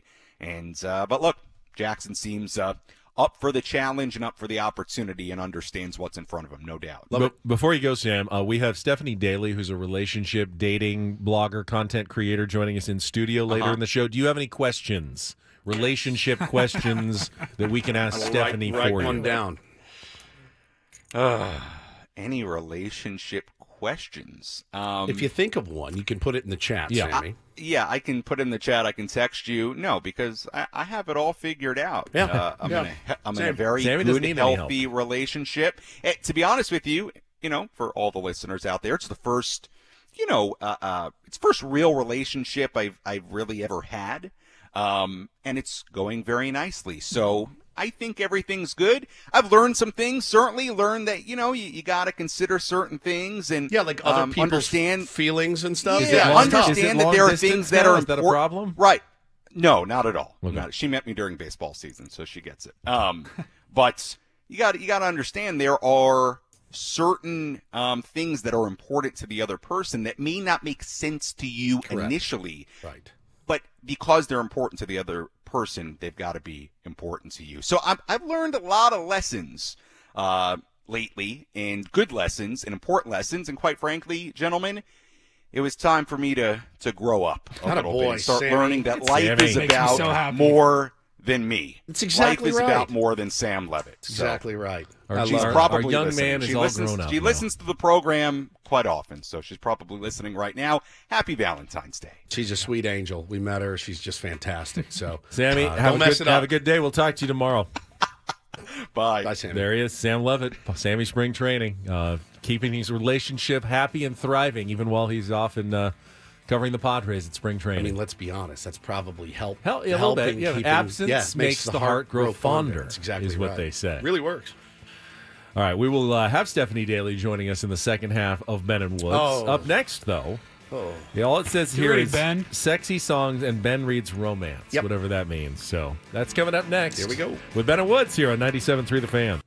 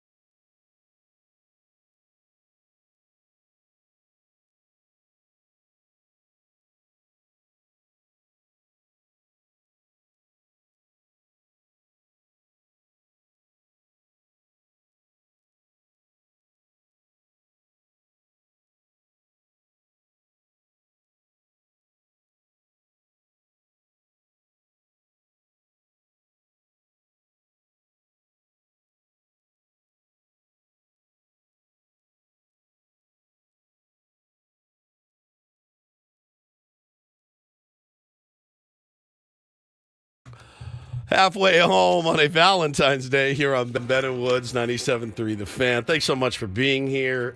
You guys are all our Valentines. I would give you each a candy heart. If I could, I'd give you a Valentine, a little hug, whatever it is that you desire on Valentine's Day. It's a day about love, a day for love. I've embraced it. I used to be against it, and I'm for it now. I'm Woodsy. That's Paul Rindle, the executive producer. Ben Higgins, your friendly neighborhood sports anchor, joins us as well. And, yeah, Valentine's Day, of course, it's a made-up corporate holiday, Benjamin. But you don't want to mess it up. Well, yeah, and we're going to make sure that you don't mess it up. As we mentioned with Sammy, we're going to have Stephanie Daly in later. And as Paul just told me, if you have a question for Stephanie, who's the relationship, dating, content creator, and she's just been kind of digging into all of this herself. She does great stuff.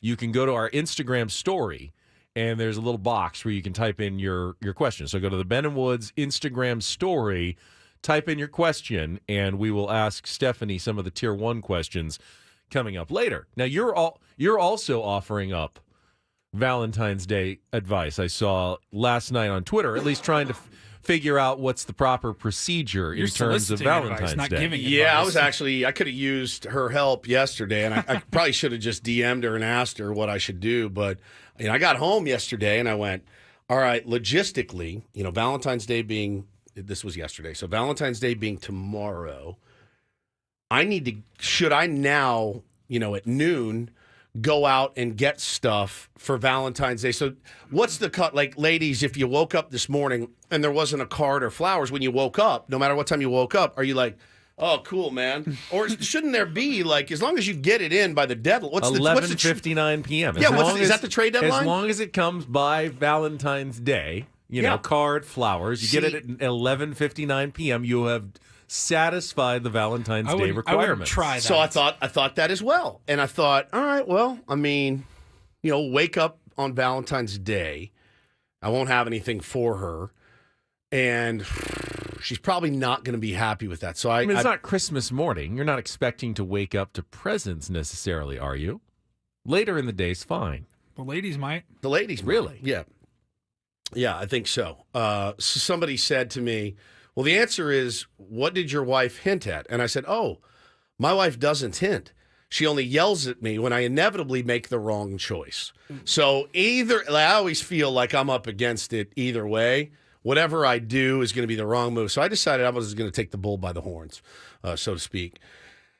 And I went and got everything yesterday. And when I got a dozen huge thing of red roses.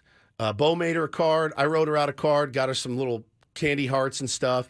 And I just set it up. And I was going to do a bit where I threw a towel over it and said, don't look at this till tomorrow. Now, it's not Mother's Day. It's Valentine's Day. Right. Do you get a card from Bo or Taylor? No, Mama does, though. Mama does. I called my mom this morning, and I said, happy Valentine's Day to my first Valentine. Was your mom? Yeah. Would you like a little Colonel budget tip? Sure. If you wait until February 15th, flowers often go on sale that weren't purchased for Valentine's Day, so you can get a real discount by just being patient and waiting until the 15th. Yeah, I paid double pretty much yesterday. But the flower market is just through the roof right now. Well, they know. I'm used to that. They consider you a hostage. Yeah. They know you have to buy them, so they're going to charge as much as possible.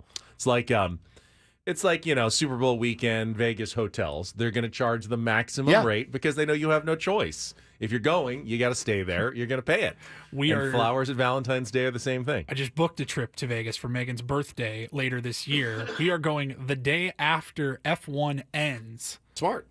Dude, the price drop from Saturday to Sunday was absurd. We're like, yep, that sounds good to us. It's like telling your kids, though, hey, everybody does Christmas on the 25th. We're actually going to do it on the 27th. I think you guys will be fine. Just pretend like it's any other day. I mean, yeah, there's obviously ways to you get to look forward to it longer than everybody else. Yes, exactly right. It's going to mean more to you guys. So I did. I went out and got the flowers, the card, and all that. And I will say, I woke up to nothing today. I'm also a Valentine. I'm her Valentine, and I did feel good. Do you really think so? Is it important for guys to be remembered on Valentine's Day? Yeah. Or is it just is it just for the guys to remember their ladies? Huh. Well, it's not Ladies' Day. It's Valentine's. I'm her Valentine's Day. You know, my kid yesterday, after we get out of the flower shop, and I go, well, we got to go get Mama a card, and you need to make a card. He goes, why? He goes, it's Valentine's Day. I go, yeah, she's your Valentine. And he goes, well, when's Kids Day? And I turn around, I go, it's every day, you little. I go, let's see. We wipe your ass every day. We feed you every day. We clothe you every day. You don't have to pay for rent. You have no bills. You have no job. You do nothing around here. We pick up your message. I go, every day is Kids Day. And then I turned, I go, oh my God, I'm my dad. Can vividly remember asking that question when I was a little kid. So, yeah, we got it all knocked out. Funny aside, yesterday, Hannah called when we were driving home, and she goes, I just ran into Ben's mom, Kim. And I said, you did? And she said, yeah. And she looked fabulous. So it's on speakerphone in the car. Bo says from the back seat, who's Kim? Hassan Kim's mom? And I started dying laughing. I couldn't tell if he was serious or if he was kidding. I go, no, it's Ben's mom. He goes, oh. Like he was bummed out. He wanted his mom to know Hassan Kim's mom. Because her name was Kim. Kim. It was fantastic. Yeah, Kim. Kim. It was fantastic. But yeah, so listen, I know it's a corporate day. I like to cover my bases and make sure I cover my ass. Try to at all times. So I went ahead and knocked it out. Now, my question to you is, I did it yesterday. It's all done. I don't have to do anything today, right? You got yours a day early. Are you going to feel left out? I would say that you've already taken care of it and you're good to go. But it really doesn't matter what I think or you think. It only matters what Hannah thinks. Oh. And if she is disappointed that nothing happens today, then that's going to be on you. Yeah. Yeah, but we're not doing anything tonight or anything like dinner or anything like that. I mean, it's not important enough for us to go get a sitter and we're going to go out on Valentine's Day. I mean, where are we going to go? I feel like our last night, our fancy dinner, of course, that was our celebration. I felt like our fancy dinner on Friday night was a Valentine's Day type celebration. So that's what we're rolling with. Satan's Blowfish says, if that's what Ben thinks, do the opposite. Yeah, if Ben thinks it, then I'll just do the opposite. Be honest, you've never waited till the 15th to buy flowers. Never. Yeah. You full of my it. God. There's no way. I mean, how'd that go for you? Fine. Your voice went up. Yeah, you don't lie to me, dude. You're lying. Okay? You've never done that. That's There's fine. no way. There's no way. That's okay. Fine. Do you guys get anything for Valentine's Day? I have done I got cards in advance, but then got flowers afterwards. It extends the whole process of Valentine's Day. It makes it a multiple day experience. You're a legend, is what you are. Tevin says Ben is my GD spirit animal. Yeah, Ben should eat a bean for lying. I think you're going to have me do something else. This is incredible, actually. So, we used to do Ben Reed's Raps on this show, and it just kind of got played out after a while. But I was thinking about Valentine's Day and love and love making, and I was talking to Paulie on the phone, and we were talking about we've done this bit before, the sexy songs for go time and all that. Paulie did the bit last year of the worst songs to listen to while doing that. The Home Depot song was actually one of them. So we started thinking about. So I started thinking about Baby Shark. I went to Spotify and I just typed in sexy songs, and one came up that I'd never heard before. And I thought to myself, well, I need Ben to read this because I want to hear him read this romantic song from a guy we know very well, Barry White. I was unfamiliar with it, and I said, well, this is a little foreplay here. This is perfect. This is absolutely perfect. So if you would, Paulie.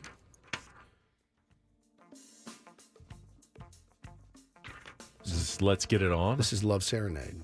Love Serenade. Oh, how sweet. Barry White. Yeah, this is for all the ladies out there, okay? So just close your eyes and listen. Listen to Ben Higgins. This is a real song. This was recorded. Okay. Take it off. Baby, take it all off. I want to see you the way you came into the world. Wow. I don't want to feel no clothes. I don't want to see no panties. And take off that brassiere, my dear. Everybody's gone. I'm taking the receiver off the phone because, baby, you and me, this night, we're going to get it on to Love Serenade. You know I get in these moods. Well, you know how it is. And I'm very glad to know that you feel the same way, too. Baby, we're going to lay here, and we're going to make love. And we're going to do it like it's supposed to be done. Oh, my God. Heaven only knows what goes on behind closed doors. The very depth of our souls will reach out tonight, you and me, baby, in love, serenade. Make me want you, tempt me. Tempt me. Tempt me. Make me need you. Let me long for you. You know what it's like when a man and woman become one. And the only real way you can do that, baby, is when we're making love to each other. When you reach that simple feeling when you're making love, it's like you're in another world. Help me. Help me. Oh, baby, help me. Lord, have mercy on me. By Barry White. Barry White was the horniest dude. This jumps right in on you. Do the first part again. Take it off, baby. Take it all off. Okay. This part weirded me out. I want to see you the way you came into the world. Like a baby. Birthday suit. Yeah, okay. Oh, that's what you meant. I don't want to feel no clothes. I don't want to see no panties. That is so hard. And take off that brassiere, my dear. That is so hardcore. Yeah. Take off my brassiere, my on what planet? Oh, if my you are God. seducing a woman, do you say, take off that brassiere, my dear? Try it tonight and text us tomorrow and let us know how it goes. This is Barry White. This is can't miss stuff. It really is. Like this Barry White. This is what women want, right? Apparently. He's an expert on the subject. His producer was like, are you sure you want to say, I don't want to see no panties and take your brassiere off? Is that my dear? You want to do this? Well, it rhymes. You knocked that out of the park. That was beyond spectacular. Shout out to Tevin. He just upgraded his membership, and he says, "Guys, I'm at work. You can't make me hot and bothered." Yeah, here." that would. If I was a woman, that would have gotten me. I think being a with the sultry little voice, bit under a the little weather sick has actually helped me channel the Barry White a little bit. Take off that brassiere, my dear. Try that tonight. It See how that rhymes. goes. It does rhyme. I don't want to see no panties. I'm gonna text my wife. I don't that mind right seeing panties. Settle down. All right, we got to go to break. Oh my God. All right, when we come back, our friends Lord. Annie and Elston brought up. I think it was an interesting suggestion. I don't know that I agree with the suggestion, but they came up with an idea yesterday involving the Oakland A's and San Diego. Why are you wearing that hat that way? Is the other thing I want to know. Like a newsboy. I thought that was the more sexy way to wear it. Backwards backwards is when I'm hip hop reading raps. This is when you're delivering papers after school. Hear ye, hear ye. Extra, read all about it. God. World War I has come to an end. Extra. Shoeless Joe Jackson cheats in the World Series. Oh, it's so good. So good. All right, we'll be back after a check of traffic here on 97.3 The Fan.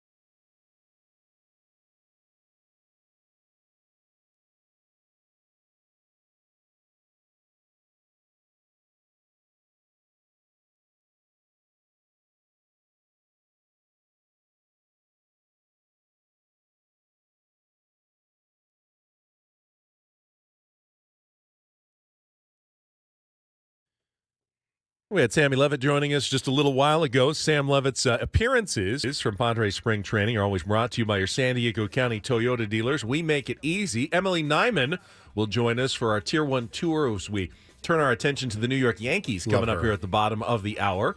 The Pinstripes trying to get back to... When's the last time the Yankees won a World Series? 9. Yeah. And then before that, they had their big dynasty run. But that's a long time for the Yankees to go without any real measure of success, and really not a lot of you know, I mean, they make the playoffs, have winning seasons and stuff, but yeah, without a championship, I think the natives are getting quite restless there. So Paulie caught some of this segment with Annie and Elston yesterday.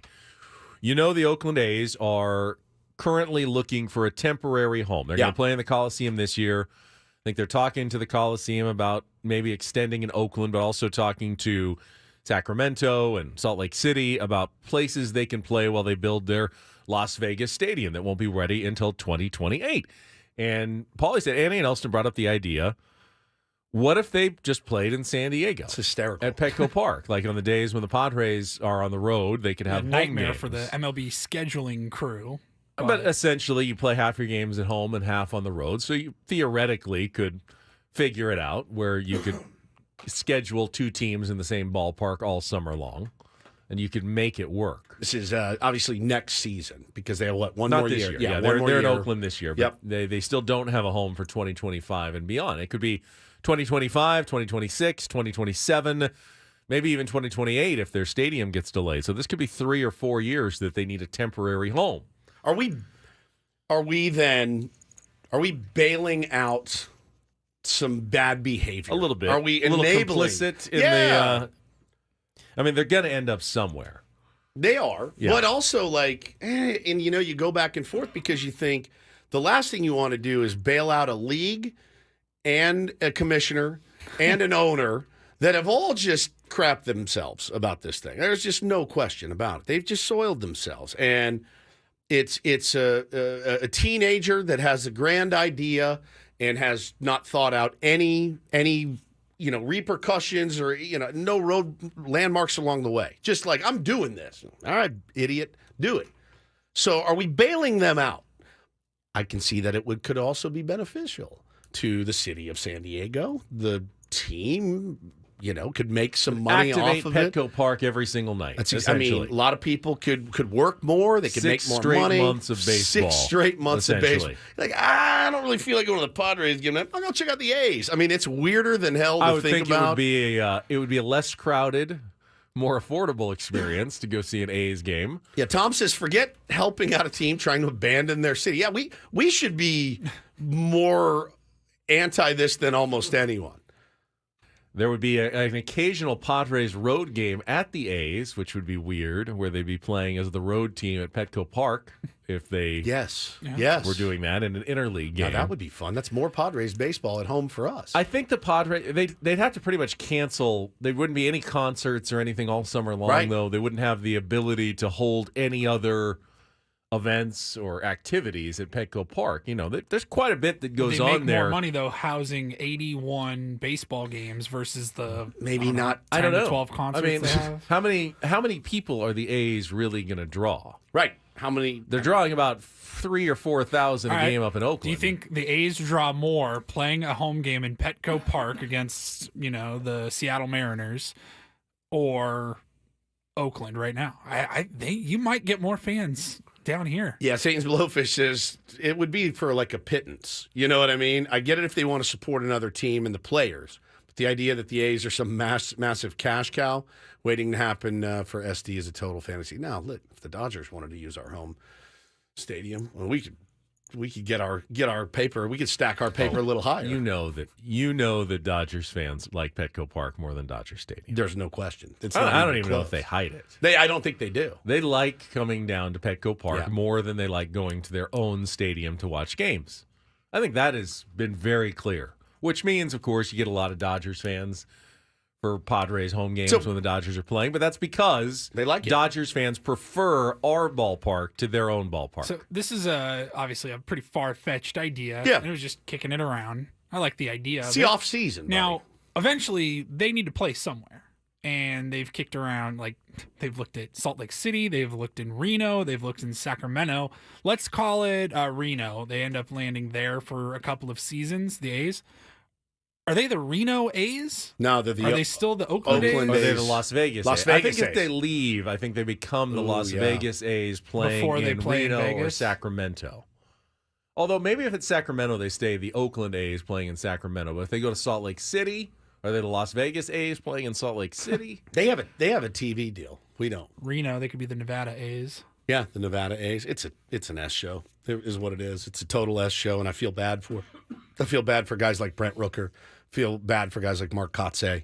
And that's the other thing is you're playing in all this uncertainty. And do you even know if you're Mark Kotsay, if you're going to be able to see this thing through to Las Vegas, whenever that may be? You're talking 4 years from now at a best case scenario. 4 years. Like what manager lasts? That would be a real long shot to think that Mark Kotsay would still be the manager by the time they make it to Las Vegas. I mean, it could happen. If I'm Mark Kotsay, don't you go in and say, "Hey, man, I'll steer this ship, but I want." If that's what we're doing, a 6-year deal. I want, let me get a taste of that. If I'm going to sit and wear it for you, and have no payroll and no fans and all that. Well, we talked about it a little bit yesterday. Our friend Jenny Kavnar, former Padres pre- and post-game show host, yesterday was named the first ever female lead play-by-play announcer in baseball history. She's going to be doing A's games. And, I mean, that's a double-edged sword a little bit. It is. To go and broadcast games for a team with a shrinking fan base, with an uncertain future. I mean, if Jenny has, I don't know, assume, 2 or 3 year deal, no idea where you're even living after the first year. Yeah, one summer in Oakland, but after that, am I in Reno? Am I in Salt Lake City? Am I in a Hampton Inn extended stay? You know what I mean? Like that's really the reality. I'll be cheering for Jenny, and Me too. I think she absolutely had to take that opportunity, even though it was with the Oakland A's. I don't. Oh, you shouldn't have taken that. You shouldn't have taken that job. You're just legitimizing the A's. No, of course she's got to take that opportunity. Bro, if Mark Kotsay texted me today and said, "Do you want to be my bench coach in Oakland?" Yeah, I would. Do you want to hit fungos? Yes. It's a chance to work in big league baseball. I feel like there's like a tiny chance that could actually happen. There's not. You don't think so? I don't know enough. I don't think. I'm a big rah-rah guy. You are a big rah-rah guy. Huge glue guy. You have your own team. Yep. So, some experience. A little bit of experience. Yeah. You can motivate. Yeah. People like to follow you. Sure. Or kill me. One of the two. That's There's true. no middle ground. Yeah. They either love me or But, hate there's me. like Dick Williams. They either loved him, hated him. Yeah. You can rally people by getting them all to hate you, too. That's true. They don't have to all like you. I can hit fungos and whatever. Can need. you? Yeah. It's not like Kevin Costner in Field of Dreams when he misses the first one to Shoeless I Joe. can. I'll get some out there. I'll get some out there. I'll get some out there too. No, I can do it. But yeah, I mean, it's an opportunity to work in the big leagues. So yeah, you take any chance you get, especially being the first woman to do it. Like, it's awesome. It's incredible. So yeah, for her, she's just going to go in and do her job every day. And really, I think in all of these games, in all of these teams, for any announcer or anybody in the game, it's just always about what's next. What can I parlay this into? Where could I end up? And I mean, stranger things have happened. She could be the next Dodgers play-by-play person. You never, ever know, because now you get some reps, and now you're the person that gets to do it. I think no-brainer for her, and really stoked to hear it. Speaking of great baseball women, Emily Nyman, host of the Breaking Balls podcast, is going to join us when we come back as we focus our Tier 1 tour in on the New York Yankees, previewing the Pinstripes. That is coming up next with Ben and Woods on San Diego's #1 sports station, 97.3 The Fan.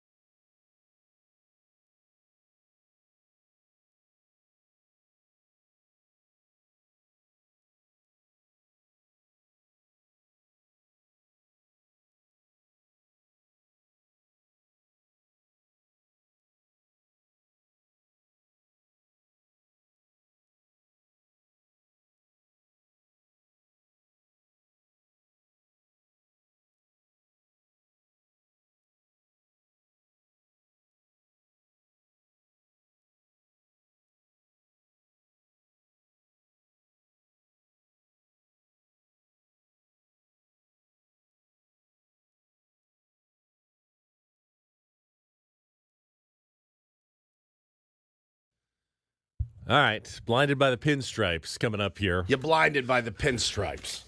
Talking about the New York Yankees, we will fire up the Tier 1 tour bus and talk to Emily Nyman right after this check of traffic on 97.3 The Fan.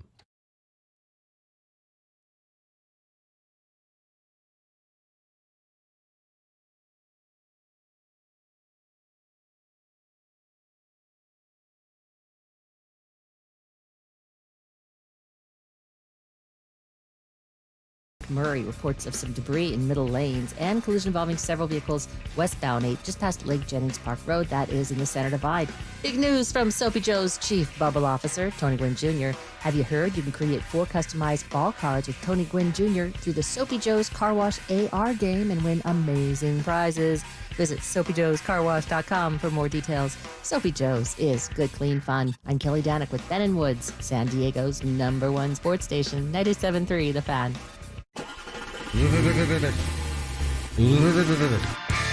That engine is purring like a kitten. Like a cat, buddy. We are on to day 6 of our Tier 1 tour as we preview each Major League Baseball team in turn, counting down to opening day for your San Diego Padres. And joining us today from the Breaking Balls podcast, Emily Nyman is with us here on 97.3 The Fan. Emily, good morning to you. Thank you for your time.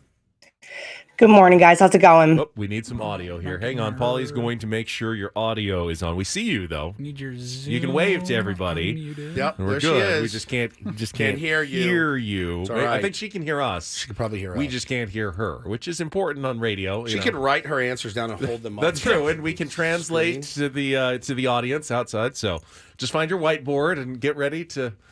Paulie, you good? No. This is unusual for They Paulie. can hear her in the chat. How about- There we go. Oh, There we go. Got you. Hi. What's going on, guys? Thanks for having me. It is our pleasure. Now we got you. So here we go. We're just a few weeks away from the scintillating, dread of the baseball season. I know that Yankee fans going through it as well as Padre fans last year. But you guys, you added a nice little piece this offseason. Yeah, I'd say so. It's been a while since the Yankees really made a move like this, and I know it was at the expense of all my dear friends in San Diego, but Correct. I have to say I cried a little bit when it happened. We did too when we got him, and then a little bit when we lost him. We desperately needed pitching. We did get some of that back. Good morning, everybody. You take one, but we got some of your pitchers back. How do you feel about your rotation, your bullpen going into the season? The rotation, I gotta have faith in it. I can only hope that Rodon comes back strong. I really like the Stroman pickup. I have to be honest. I think he's a solid 3-4 pitcher. Nestor, I think, is going to have a bounce back season. You can always count on Cole. He's an ace. He's a workhorse. And as far as the bullpen goes, Brian Cashman and Matt Blake, they have really proven over the years that they can squeeze some diamonds out of the rough. And I know that we lost some depth. Michael King was a huge loss to our bullpen, to our rotation also. But they picked up some guys, and they really just have a way of developing pitchers. And I got to trust the process when it comes to the bullpen. Emily, let me pick up on that because the spin here in San Diego generally was AJ Preller did a pretty good job in maximizing what he could get for 1 year of Juan Soto. Even though you're still losing Juan Soto, they got a lot of pitchers. Was that the view? Did it hurt for Yankees fans in New York? Was that can't we give up a lot for this guy? Or are they like, oh, no, we got Juan Soto. We could care less who we're giving up? There's always some jokers that have to complain about everything, and they have to act as if they're the GM, like they're the super GM above Brian Cashman, and they have to question and critique every single move no matter what. But the reality is you can't call Juan Soto a rental. You know what I mean? He's Juan Soto. He's a top 5 player in the game. He's going to be batting just ahead of Aaron Judge, another top 5 player in the game. So for all these years, the Yankees have been seemingly afraid almost to go after that guy and to give up these pieces, but they finally did it, and that's what it takes to win and contend for a championship, especially in the tough division like the AL East. Talking to our pal Emily Nyman. She's the host of the Breaking Balls podcast, big Yankee fan. And yeah, I mean, look, at the end of the day, here in a few months, though, you guys will start to feel that existential dread of, oh, God, I really would like to keep Juan Soto here long term, being that he's a Boris guy. I mean, you almost know he's going to hit free agency. So it's that weird kind of sweet spot where you're like, I hope he has a monster year and helps us contend. But every time he does something Juan Soto like, you go, oh, I can just hear I can hear the cash register ringing for him. And he's deserving of it. I mean, he is that kind of next level generational type player. Yankees fans went through that with Aaron Judge. Yeah, they did. The greatest bet on yourself year maybe ever. Of all time. Of all time. Right. And so the dread will come soon, but enjoy watching him play because he is fun to watch play. I mean, honestly, the cash register rings when I just think of the season happening and going to games and buying tickets and merch. So this team makes so much money. They have transcended the sport. I'll watch sports in other countries, shows from other countries, and I'll see people in the stands wearing Yankee hats. So there's no excuse for me that they can go out and get whoever they want if they really want them. And the way I see it is that this is a year-long courtship. Yeah. Of Juan Soto, that they don't have to wait until he hits free agency to be able to talk to him and convince him while he's getting all these other offers. That I like that they have him for the next 6 months and they can show him what being a Yankee will be like and what he can come to expect. And I mean, I think that puts them in a very good position. And I don't think that they would necessarily make a move like this if they didn't intend on keeping him, especially after signing Aaron Judge to 9 years and having Cole for another few years. Only a few more years of the window left. So you got to strike while the iron is hot. That's a good point. Of course, the Yankees also picked up another player in that deal. Trent Grisham is now in pinstripes. Do you foresee him? Obviously, great defensive center fielder. The offense has been an issue. You've got Aaron Judge that can play center. Will he DH more often to get Trent Grisham's glove into the lineup, or is Trent Grisham now just going to be a bench piece for the Yankees? I think that Trent Grisham's going to be a fourth outfielder. I think that Verdugo will be in right field, who is one of my great enemies, and now he's in pinstripes. So I have no choice but to cheer for him and root for his success. So I think that Grisham will end up being a late game swap in with Aaron Judge, that Judge is going to get the majority of innings in center field because if anything is proven with him and also with Giancarlo Stanton, that they play better on both sides of the ball when they are in the lineup and they're out in the field as opposed to just sitting on the bench waiting for their turn. I forgot Aaron about Judge needs to be in the field. He's a captain. I forgot about Giancarlo Stanton. I legitimately forgot that he was there. I wish I could. I love Maybe him. you should go back to Mike now. When he comes on the screen, Mrs. Woods will give an audible response when he's on, like a He is a specimen. Yeah, he's a specimen. Oh my God. Right? Yeah, it's very much like that when he comes on the screen. But yeah, the old injury bug has gotten him, and some years he'll put weight on to try to stay healthy. Some years he'll take weight off to try to stay healthy. For him, though, I mean, if he's humming with Judge, with Soto, that is pretty formidable lineup. I wanted to ask you, though, in the long-standing tradition, Emily, of acquiring players that Yankee fans absolutely loathed, I'd like to welcome Alex Verdugo to the Bronx as well, which was kind of a weird addition from Brian Cashman. And it happened, if you guys remember, like a day or two before the Soto trade happened. So in my pessimistic, woe is me, Yankee brain, I was like, this is it. This is the move. Soto is not happening. Yep. This guy is going to be the answer. Another player that I absolutely detest because Josh Donaldson was not enough a few years ago. Right. They had to bring this clown in. But I've never been more positive about Alex Verdugo since they traded for Soto. Then I was so like, weird, okay, right? maybe this guy's not so bad. I got to call you out, though. Pessimistic, woe is me, Yankee brain. I know we were just talking that the Yankees haven't won a title since 2009. 2009? Padres have never won one. I mean, it's just no comparison. There's 27 rings. Was it 27? 27. What makes it worse, though? It is. Never. I mean, you can't really go with the woe is me route as a Yankees fan, even though it's been 15 years. But what if you're used to it? You're just used to it, and then you don't get it. I don't know. Like, I get it. I can totally see where you're coming from, Em. Do you remember the NLCS 2 years ago? That was like a drug. It was. I need it. Well, yeah, that's what I'm saying. Like, they need that too. They got a bunch. You get all those good drugs for years, and then you don't get any more drugs. You're like, They've had 27 different drugs. Where's my drugs? I can see where she's coming from. I mean, I have to give a lot of credit to basically half the league, right? That doesn't contend year after year. Yep. The Yankees won 82 games last year. They snuck over 500. It was literally the worst season in my memory as a fan, because the few years where they dropped below 90 and didn't make the postseason, 2016, it was expected. A-Rod was 100 years old. Jeter was playing shortstop at 67 years old. So you expect them to not contend. But last year was an absolute disaster. Everything that could have gone wrong did. And I don't know how fans of teams that win 70 games every year just come back for more and more. I just like to also offer my sympathy to Chiefs fans. They haven't won a Super Bowl in like 2 days. It's been like now, 3 days since they won it. Yeah, it's well, been trust me, they're a rough stint for them. They're going to expect one next season. That's the beauty of fandom. And we certainly appreciate it. I wanted to ask you before we let you go, talking to our friend Emily Nyman from the Breaking Balls podcast here on Ben and Woods. So, you know, in your time as a Yankee fan, the Orioles were never somebody that you worried about. And now I think we all look to the Orioles, and you have to tip your cap and say, well, you've developed some really great players. And now with a new ownership group, you know, who knows? Who knows? And they traded for Corbin Burns. It's fun, though. When they're good, it's fun. The Yankees-Orioles matchups from back in the day were just incredible. How much do you, I guess, respect, tip your cap to, or fear the Baltimore Orioles right now? You know, I do. I tip my cap to them. It only took them 20 years of tanking to get to this point. So good work, everybody.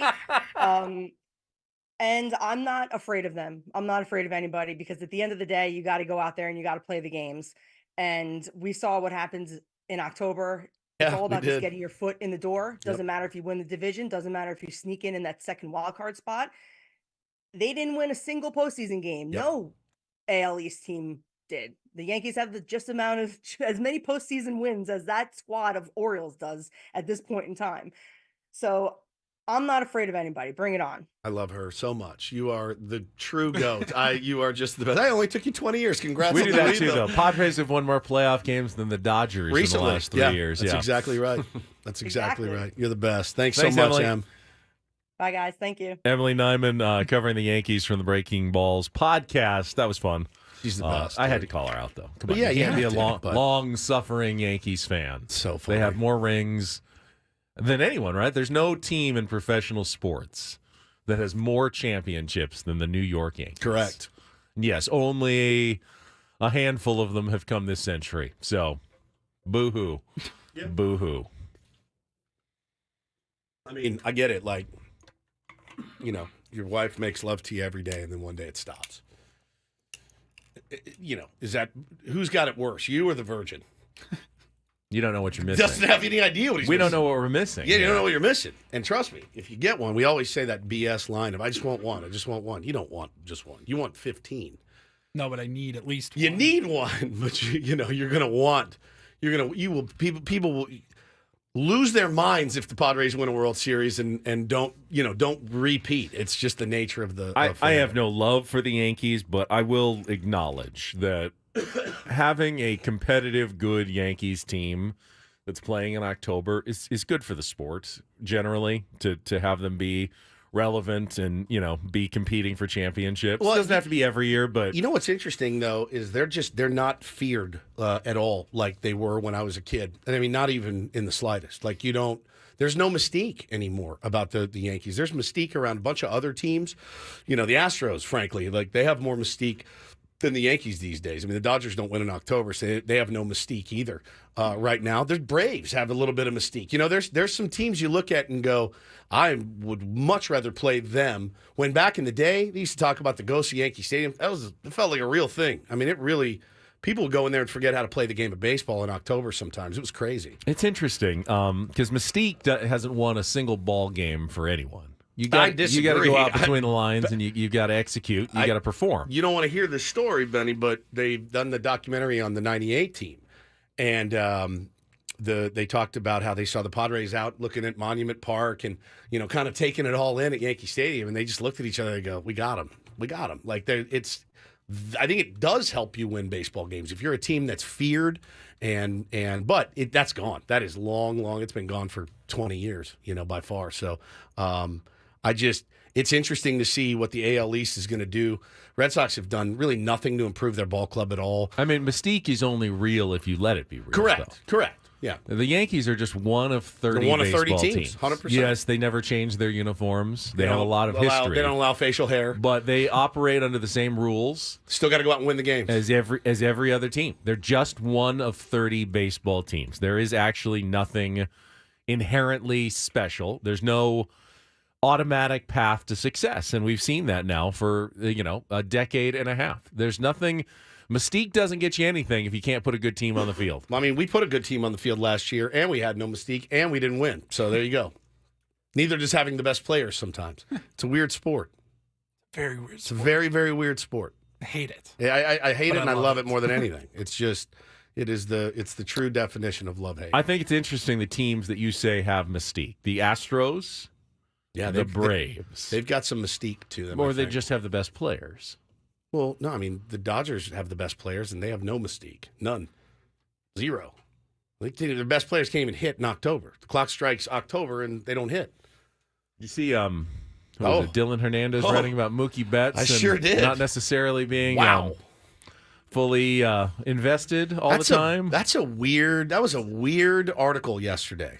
I read, I just saw the blurb. Teammates don't always think that said Mookie he's not is checked in, locked in for the whole season. Ooh. Interesting that would come out right away, right at the start of spring training. Does that lend some credibility to the East Coast, West Coast mentality? Because, I mean, would that article have been written in Boston? Would Mookie have acted that way in Boston? Is he acting that way now? Are fans being over dramatic because if people are saying it, it should be written. Because if teammates are saying that, it's true. If someone is it's their opinion. What teammate is going to tell Dylan Hernandez, Mookie, he's checked out? He said, people inside the clubhouse don't necessarily feel like Mookie Betts was always, locked in for the entire season. Certainly wasn't in the postseason. Hey, man, listen, the more cracks in that armor that we can get, the better. But you also don't want Mookie motivated now, trying to be locked in the entire season. Take some plays off, Mookie. It'll be fine. You're good. Do your podcast, go bowling, do all the things you like to do.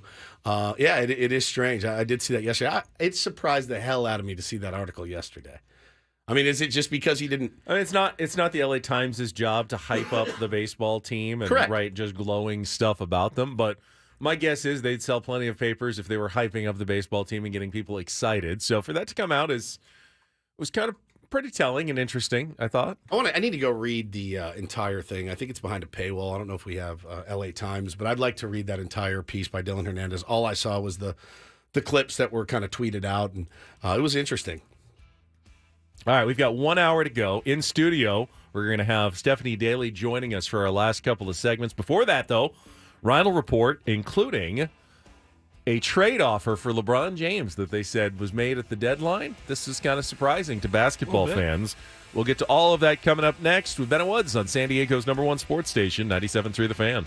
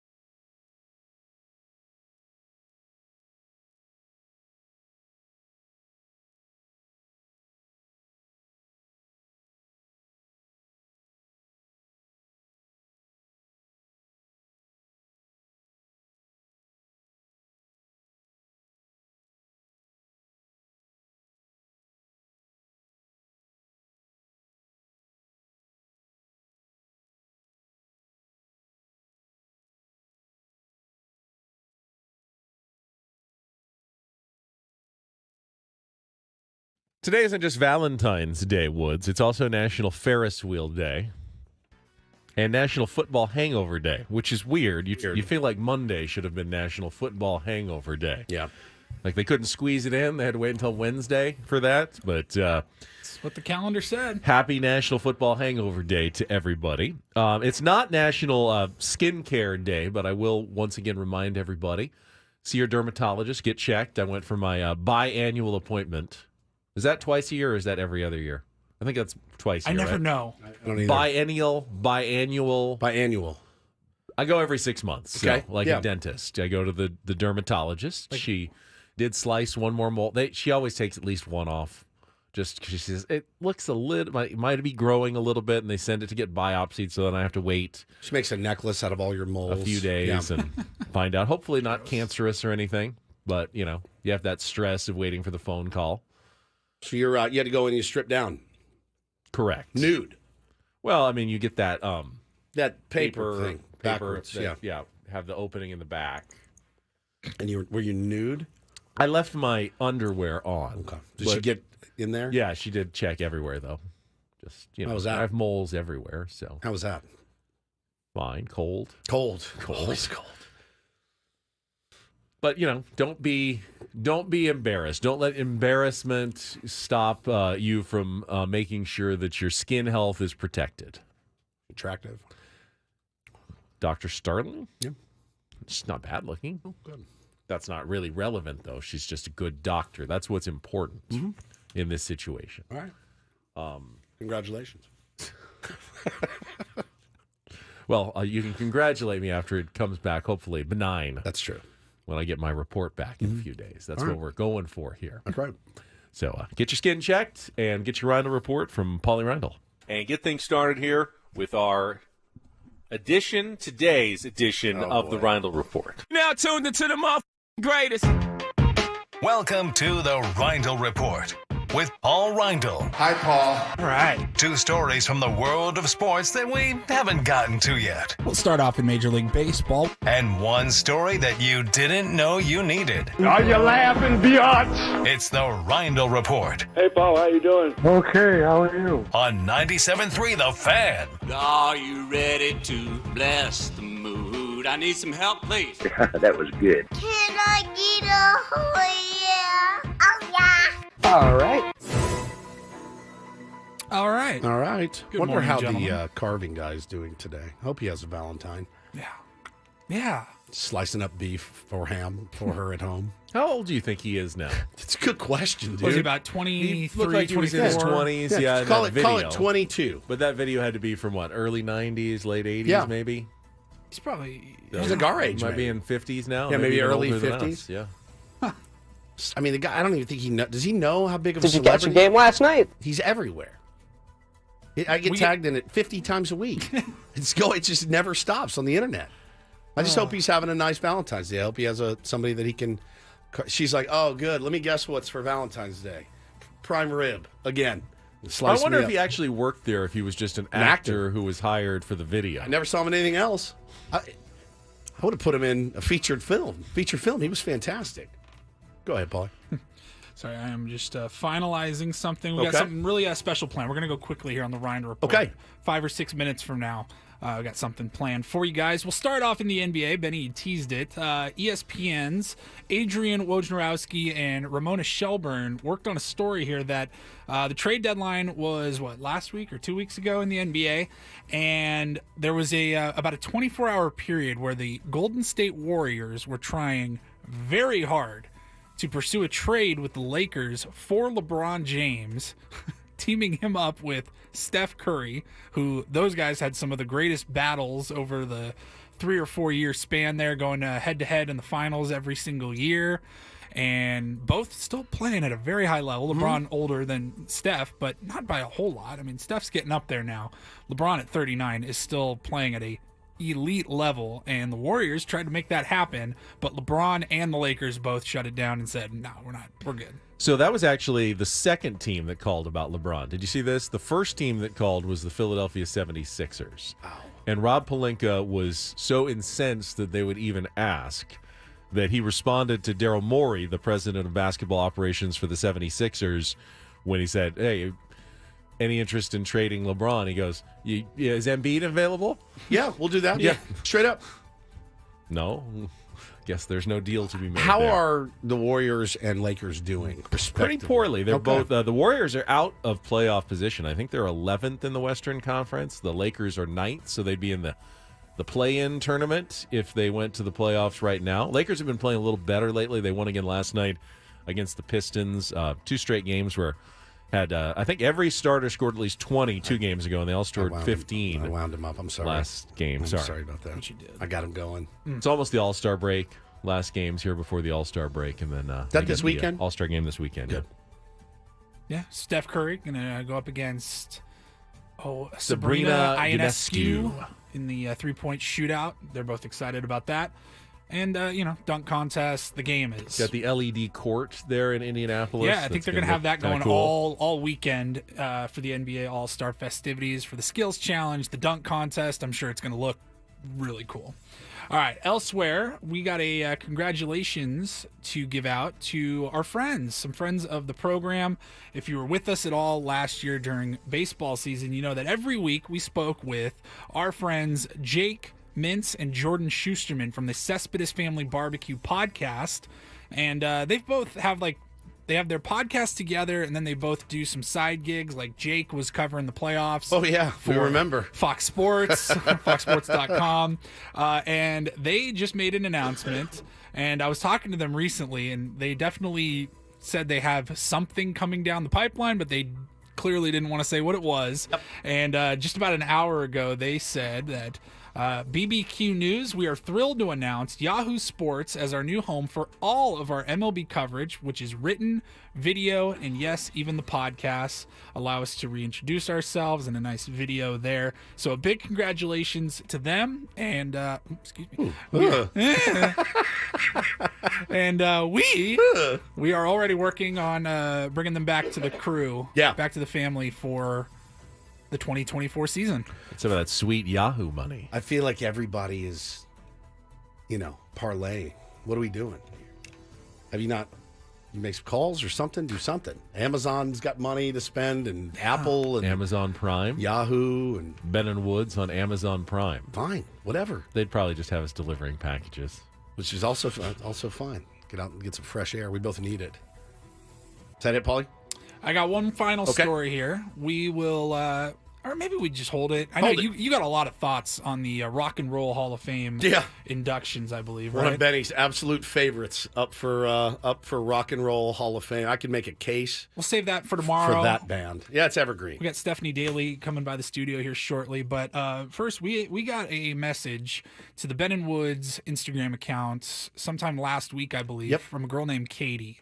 And Woods, why don't you take this here? Because Katie's calling in right now. She is. Okay, so we got a message from Katie. And I won't go into a lot of specifics on it, just that Katie is very appreciative of her. Is it boyfriend or husband? I don't know. It's significant other is what we will say. And he is a huge Tier 1. He lives in Boston. They live there together. And he listens to Ben and Woods a lot, helps keep him kind of, connected to San Diego. Huge Padres fan as well. Is Katie on the line? Yes. All right. Katie, in honor of Valentine's Day, you had asked if you could call and deliver a message to your significant other. And if you want to tell a little bit of your story, this is your forum. Hi, Ben and Woods. Thank you so much for having me. It's our pleasure. Hi, Katie. I'm actually here with Max, my boyfriend, next to me.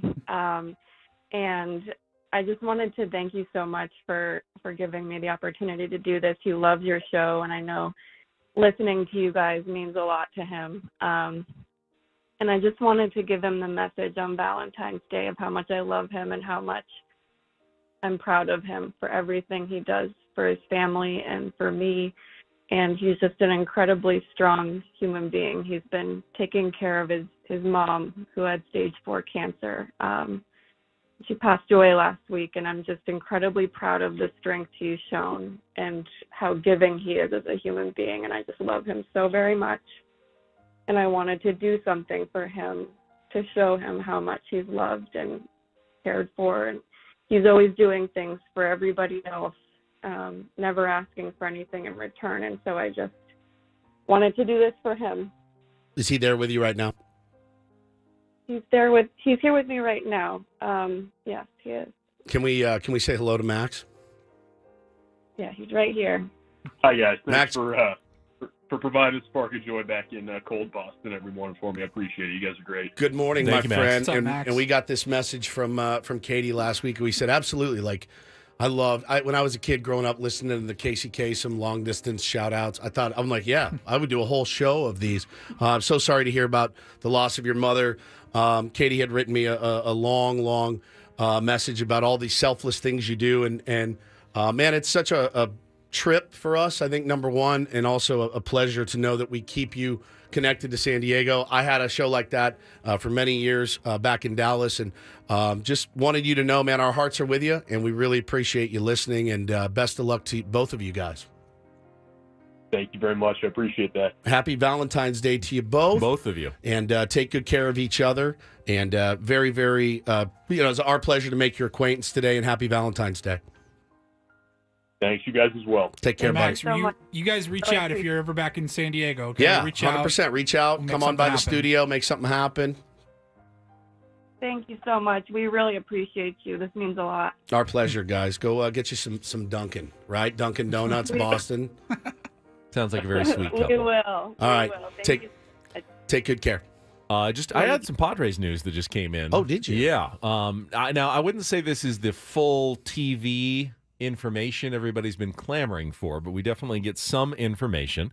Padres today announced their broadcast schedule for 2024 spring training games. Okay. Padres.tv, the rebranded direct-to-consumer streaming option for all home and away Padres games, excluding national TV exclusives, will be available for free for all spring training Padres.tv broadcasts and only $19.99 a month, $99.99 for the full regular season. For information on Padres.tv, go to Padres.com/tune-in. Padres fans will be able to enjoy 25 games this spring on various electronic media, including here on 97.3 The Fan with Jesse Agler and Tony Gwynn Jr. And they also announced their TV broadcast people, which, of course, has Don Orsillo and Mark Grant returning to the booth for play-by-play and color commentary. Bob Scanlon will once again provide analysis and reports as part of the broadcast team. And joining the Padres TV network in 2024 as a sideline reporter and host is Mary Lou. Cook brings diverse experience as a sports broadcaster, most recently as a sports anchor for KSL5 TV. That's the NBC affiliate in Salt Lake City, and sideline reporter for KSL Sports Game Night Live. She's also served as host for the NBA's Utah Jazz, ECHL's Utah Grizzlies, and was the broadcast and digital media director for the Big Sky Conference. Lifelong baseball fan, Cook covered collegiate baseball at Florida Atlantic University. So we have a new member of the Padres TV broadcast team, Mary Lou's Cook. We should interview her sooner than later. I'd love to get to know her. Absolutely. New member of the family coming in. So, and obviously you'll be able to buy Padres games streaming for $19.99 a month or $99.99, $100 for the season, and you will be able to get Padres games that way. Still nothing about what channels they might be on if you wanted to get the traditional cable or satellite options, though. Have not heard any news on that yet. This is nudging me, Ben. I'm being nudged. Nudged toward cord cutting? Yeah. Perhaps. Every year we do this. But that's news that just came in from the Padres. Adam just sent us an email. He says, I clicked on the link below that was attached with the Padres press release, and it does have details for the 2024 season. No blackouts. Stream Padres games in the San Diego area with no blackouts. So MLB TV, all teams plus Padres TV is $199 a year. Or there's Padres TV, stream Padres games in the San Diego area with no blackouts. For full details, click here for $99.99 a year. Which is basically what they did last season after Bally's went away. You could get it for $19.99 a month, and you can get all home and away games streamed without blackouts. Explain it to me off the air. Just tell me what I need to do. Do I need to sign up? Well, you pay for cable. I do. So you don't have to. I'll probably do it anyway. All right, we have Stephanie Daly going to come with some. She's going to be here in about 10 minutes. All right, Valentine's Day, some tips and relationship questions, talk. relationship talk and questions. Something a little different for us on a Valentine's Day. We'll get to all of that coming up. Let's take a check traffic. We'll be right back with more Bennett Woods on San Diego's #1 sports station, 97.3 The Fan.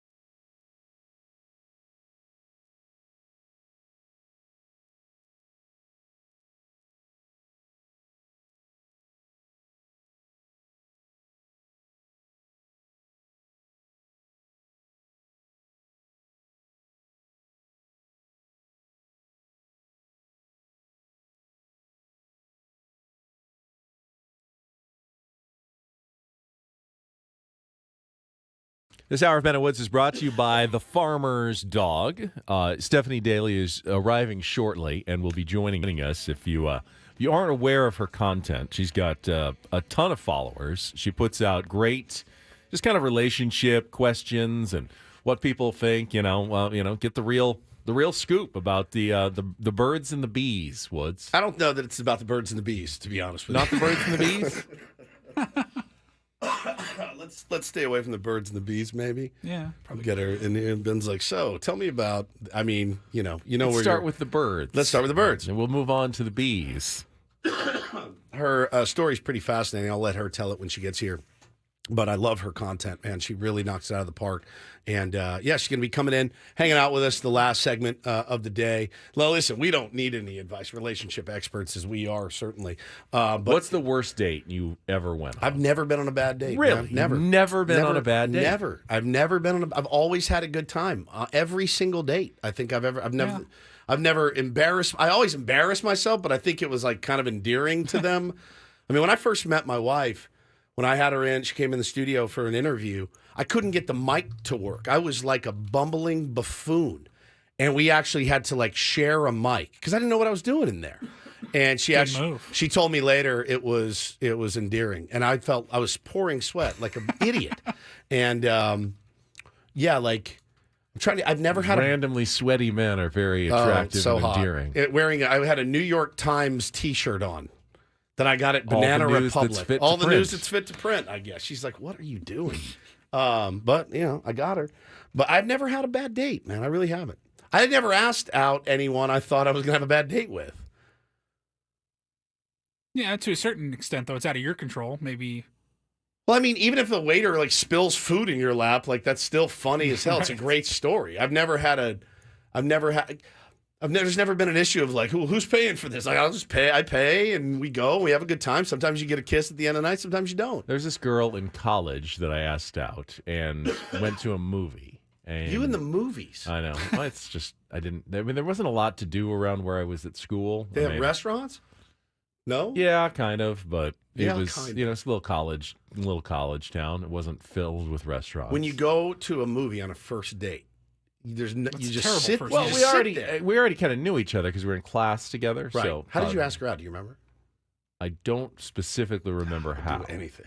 But have audio. She was not interested in a second date after that. So I guess what movie did you take her to? I don't remember. The Revenant. I don't remember that one. Hey, let's go watch Schindler's List. It's really, really good.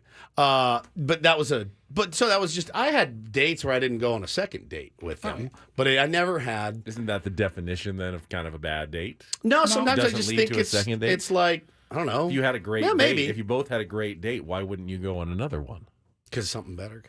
Well, just the man of opportunity over there. Apparently, I mean, I don't know. I've never had like a really bad date. I've never had somebody be like, "Hey, this isn't."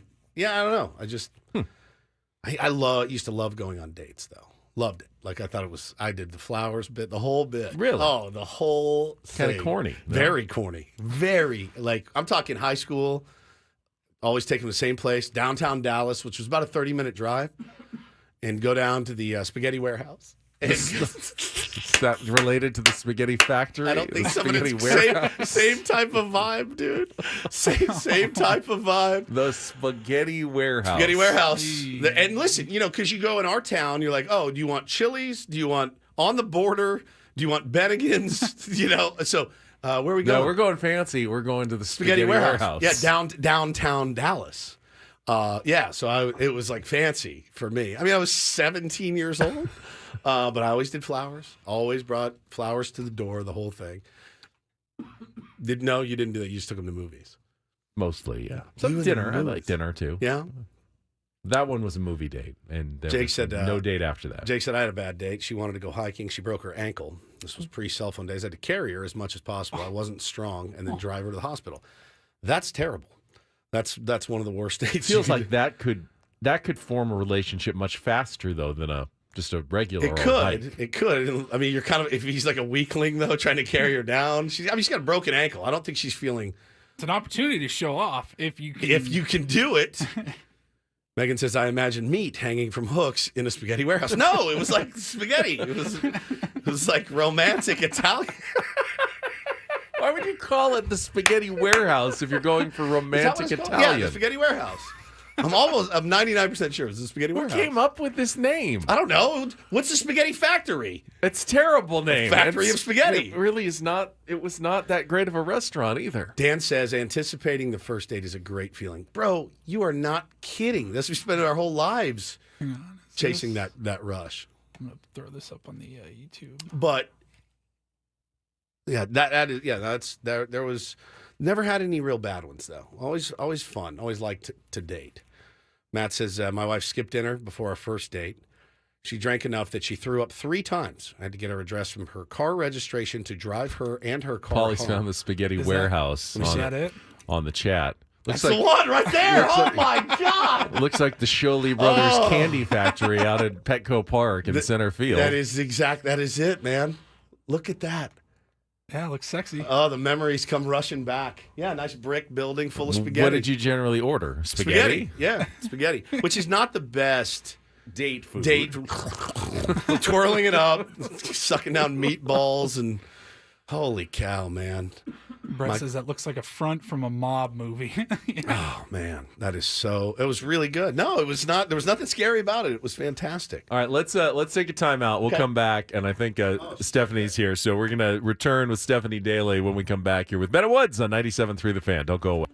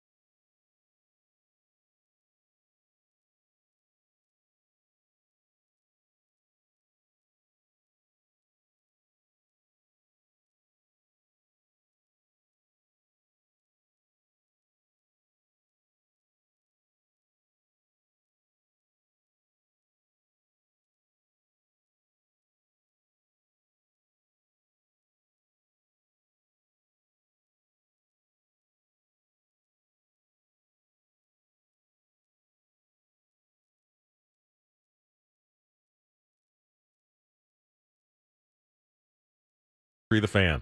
From the 97.3 The Fan Traffic Center, here's Kelly Danick. Wrapping up our Valentine's morning commute with a few problems here, guys. Crash the clearing stage northbound at 5 near Main and Division. Also northbound side of the 805 before University. Crash over to the right shoulder. Still this accident on westbound 54 right before Woodman. Everything in the center divide. Motorcycle involved in that. Also westbound King Freeway right before the 15. There is a stalled vehicle in the center divide. And 2 vehicles got into it on the Johnson Avenue on-ramp to westbound 8. I'm Kelly Danick with Ben & Woods, San Diego's #1 sports station, 97.3 The Fan. Thank you, Kelly Danick. Happy Valentine's Day to all the lovers out there. Very excited about this segment. Been wanting to get Stephanie on with us for a while. Stephanie Daly joins us on the Ben & Woods program. Welcome. It's great to have you here. Me. It's our pleasure.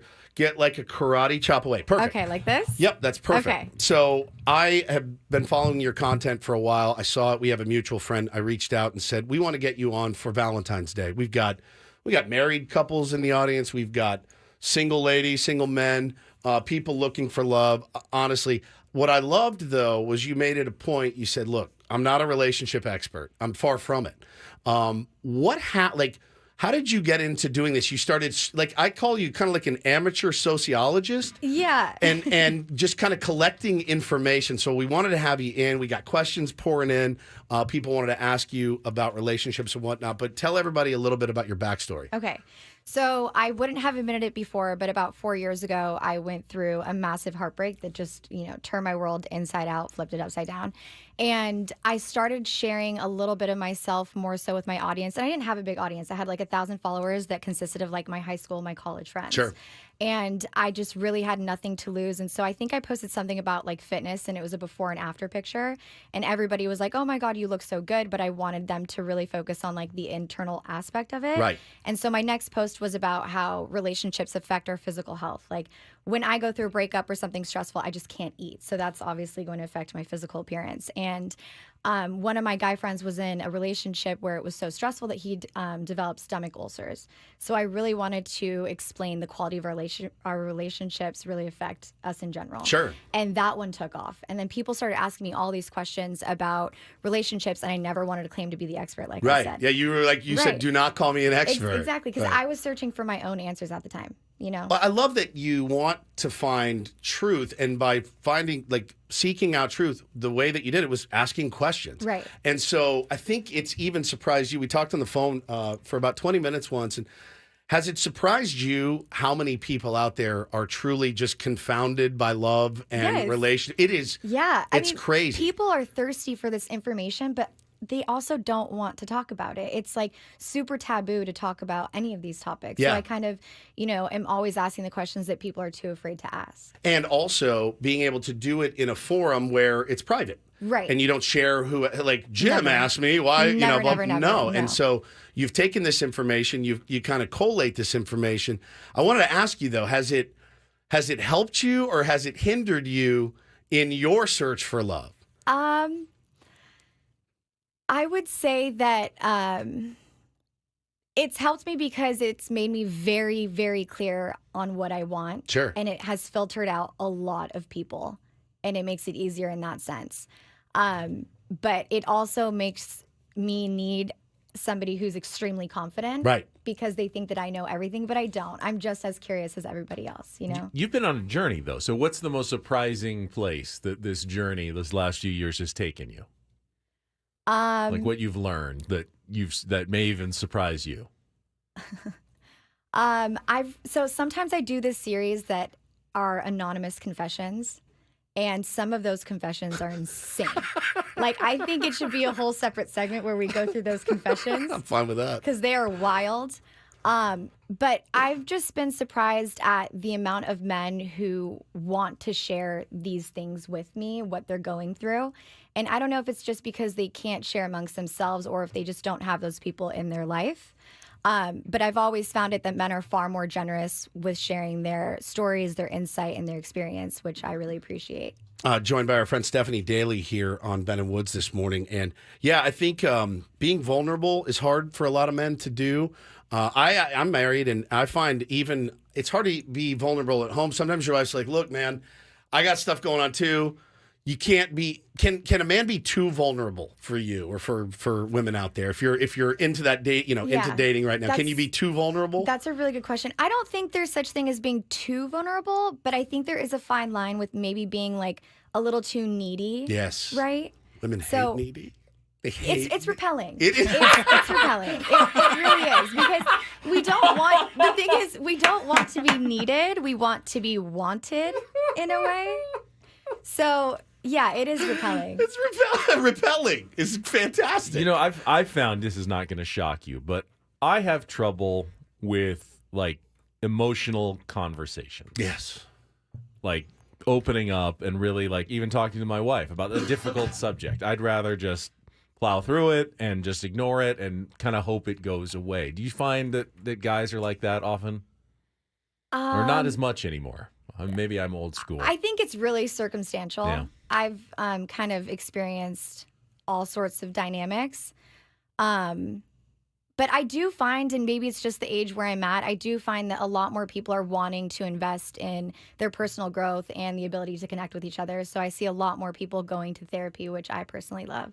Yeah, we're all big proponents of it here on this program. We talk about it a lot, and it's hard though, because once you unleash, turn the faucet on, sometimes it's hard to turn it off, and that's when you get into, I think, the neediness sometimes of like, and it's hard when you're dating. When I met my wife, that's all I wanted to do was like, I wanted to need her, but I also was like, I'm going to repel her. Right. So I just created like a aloof but available. Right. So if she wrote me, I didn't play games. I wrote her right back, but I didn't ever reach out first. Spam her or I anything didn't like know. that? I just was like, I'm here. But I never like made her wait and play games. So you were consistent. Consistent. That's a huge thing for girls. For sure. Huge. So I can't even imagine what it's like out there now with online dating. I never did online dating in my life. Never had an app or anything like that. Yeah, right. Like, you say lucky. It's a blessing and a curse. But I also think like, man, this really limits like half of. Yeah. I mean, online dating does work though. There were some studies that showed that like 33% of couples have met online. That's massive. That's a huge. Well, I think it makes sense. number. I mean, let's be honest. You're in high school. You're trying to find a girlfriend. There's maybe like 7 real like people you probably can choose from that would be compatible with you. Yeah, online there's going to be hundreds. You're going to have a much greater chance of success. Tens of thousands. Yeah. Tens of thousands. Yes, exactly. Yeah. But it's hard to kind of weed through it. I would imagine it took for me. And that's why I always laugh at the younger kids. I'm like, man, I had to walk up to a girl in a bar and be like, hey, how you doing? It's the most nerve-wracking thing. Yeah. But I'm happy that I got to do that because it builds character a little bit. Yeah. And I don't think a lot of women know the level of rejection that men face. So if there are girls listening, I would love to encourage you to initiate first or, go up to a guy that you find attractive. Because guys love that. There's literally nothing better on the planet. There's nothing better on the planet than a woman making the first move. Nothing. There's nothing better. Do some on the women planet. feel like that's unappealing? Like they don't want to do that? They'll feel like they're too aggressive or too forward if they do that? There's all types of women who are like, oh, that's the man's move. That's, I don't want to be in my masculine or whatever. But it's like, I know how nice it feels to be approached. I can only imagine that men feel the exact same way. Talking to our friend Stephanie Daly here, relationship blogger, and we got some questions in last night on the Instagram. It said, "What's the number one quality, in your opinion, and through your research, that women look for in a man these days?" I actually did do a mini study, and I guess I would call it like a characteristic or a trait. And the majority of women said that they seek security and safety first and foremost in a man. Yeah, I think responsibility is a sexy quality in another human being. Like you must. Then I am super sexy. You're literally the sexiest man alive. He's the most responsible human on the planet. The out of control bad boy works for a while when in your mid 20s, and then you hit. I've always felt like it's worked against me that I'm too. There we go. Too straight laced, too responsible, nice not guys fun. finish Not last. Nice fun guys finish enough. last. Yeah, Yeah. it's the bad boys who always That's seem what to people attract the get- women. That's what people get wrong about nice guys. I just think that there's certain qualities in these nice guys that are repelling. Like the nice guys who do finish last have qualities that are a little less masculine than most. Sure. They typically are a little more needy, a little more people pleasing, and they don't have boundaries. They don't have strong boundaries. So that's less masculine traits. I love that. Right. I love that. What is your repellent Well, I don't think quality? I'm needy, but I am people pleasing. So Definitely. maybe I'm too people pleasing. Yeah, you stand up for yourself, right? Exactly. Like, all I right. don't really stand up for myself much. Eric in the chat says, I'm over 30. I listen to and watch sports about 90% of the time. Is there anything I can do to make my situation a little more attractive to a lady? Could you please ask the love doctor for me? Thanks. And I think what he's trying to say is... His name's Brian? His name's Eric. Eric. And I think what he's trying to say is this is his lane. Like, this is his lane. What I've found for me, at least, and people think I'm nuts. Like, my wife and I have a different relationship. We don't share finances because we know we would fight about it.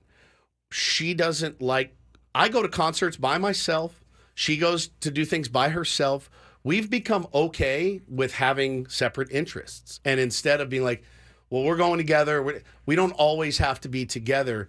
I think what Eric's trying to say is like, how do I maybe find somebody that's like-minded or will let me kind of do the things I love to do? Well, I want to know what he's doing with the rest of the 10% of the time. Right. Right? Because he said, how can he be more attractive to women? I wonder if he's just using all of his time on that. I know that there's going to be women who are going to respect his passions and his ambitions. That is one of the most sexiest things, is when somebody has a passion that they can throw themselves into. So I don't think that's going to be an issue, but it's going to be an issue if it's consuming all of his time to where he can't invest in potentially finding a partner or investing in himself to make himself more attractive by going to the gym or something like that. Sure, it's hard. So, circumstantial. If you want, DM me on Instagram. We can chat more about it. Yeah, you can find your stuff at Stephanie Daly is your Instagram Also, feed. my golf. Steph swings. Yes, so you just got into golf. I'm hooked. Oh, we can talk golf So all here's the day thing. long. There we go. So There's a topic I for was me. thinking about you, and I go, man, she's like, remember the movie Something About Mary? She's like the quote unquote perfect woman. Like she goes to the driving range, she loves sports, she loves to do all this stuff. I'm like, this is you're really going for I that. haven't seen that movie. Have you not seen that movie? I Oh my haven't. God.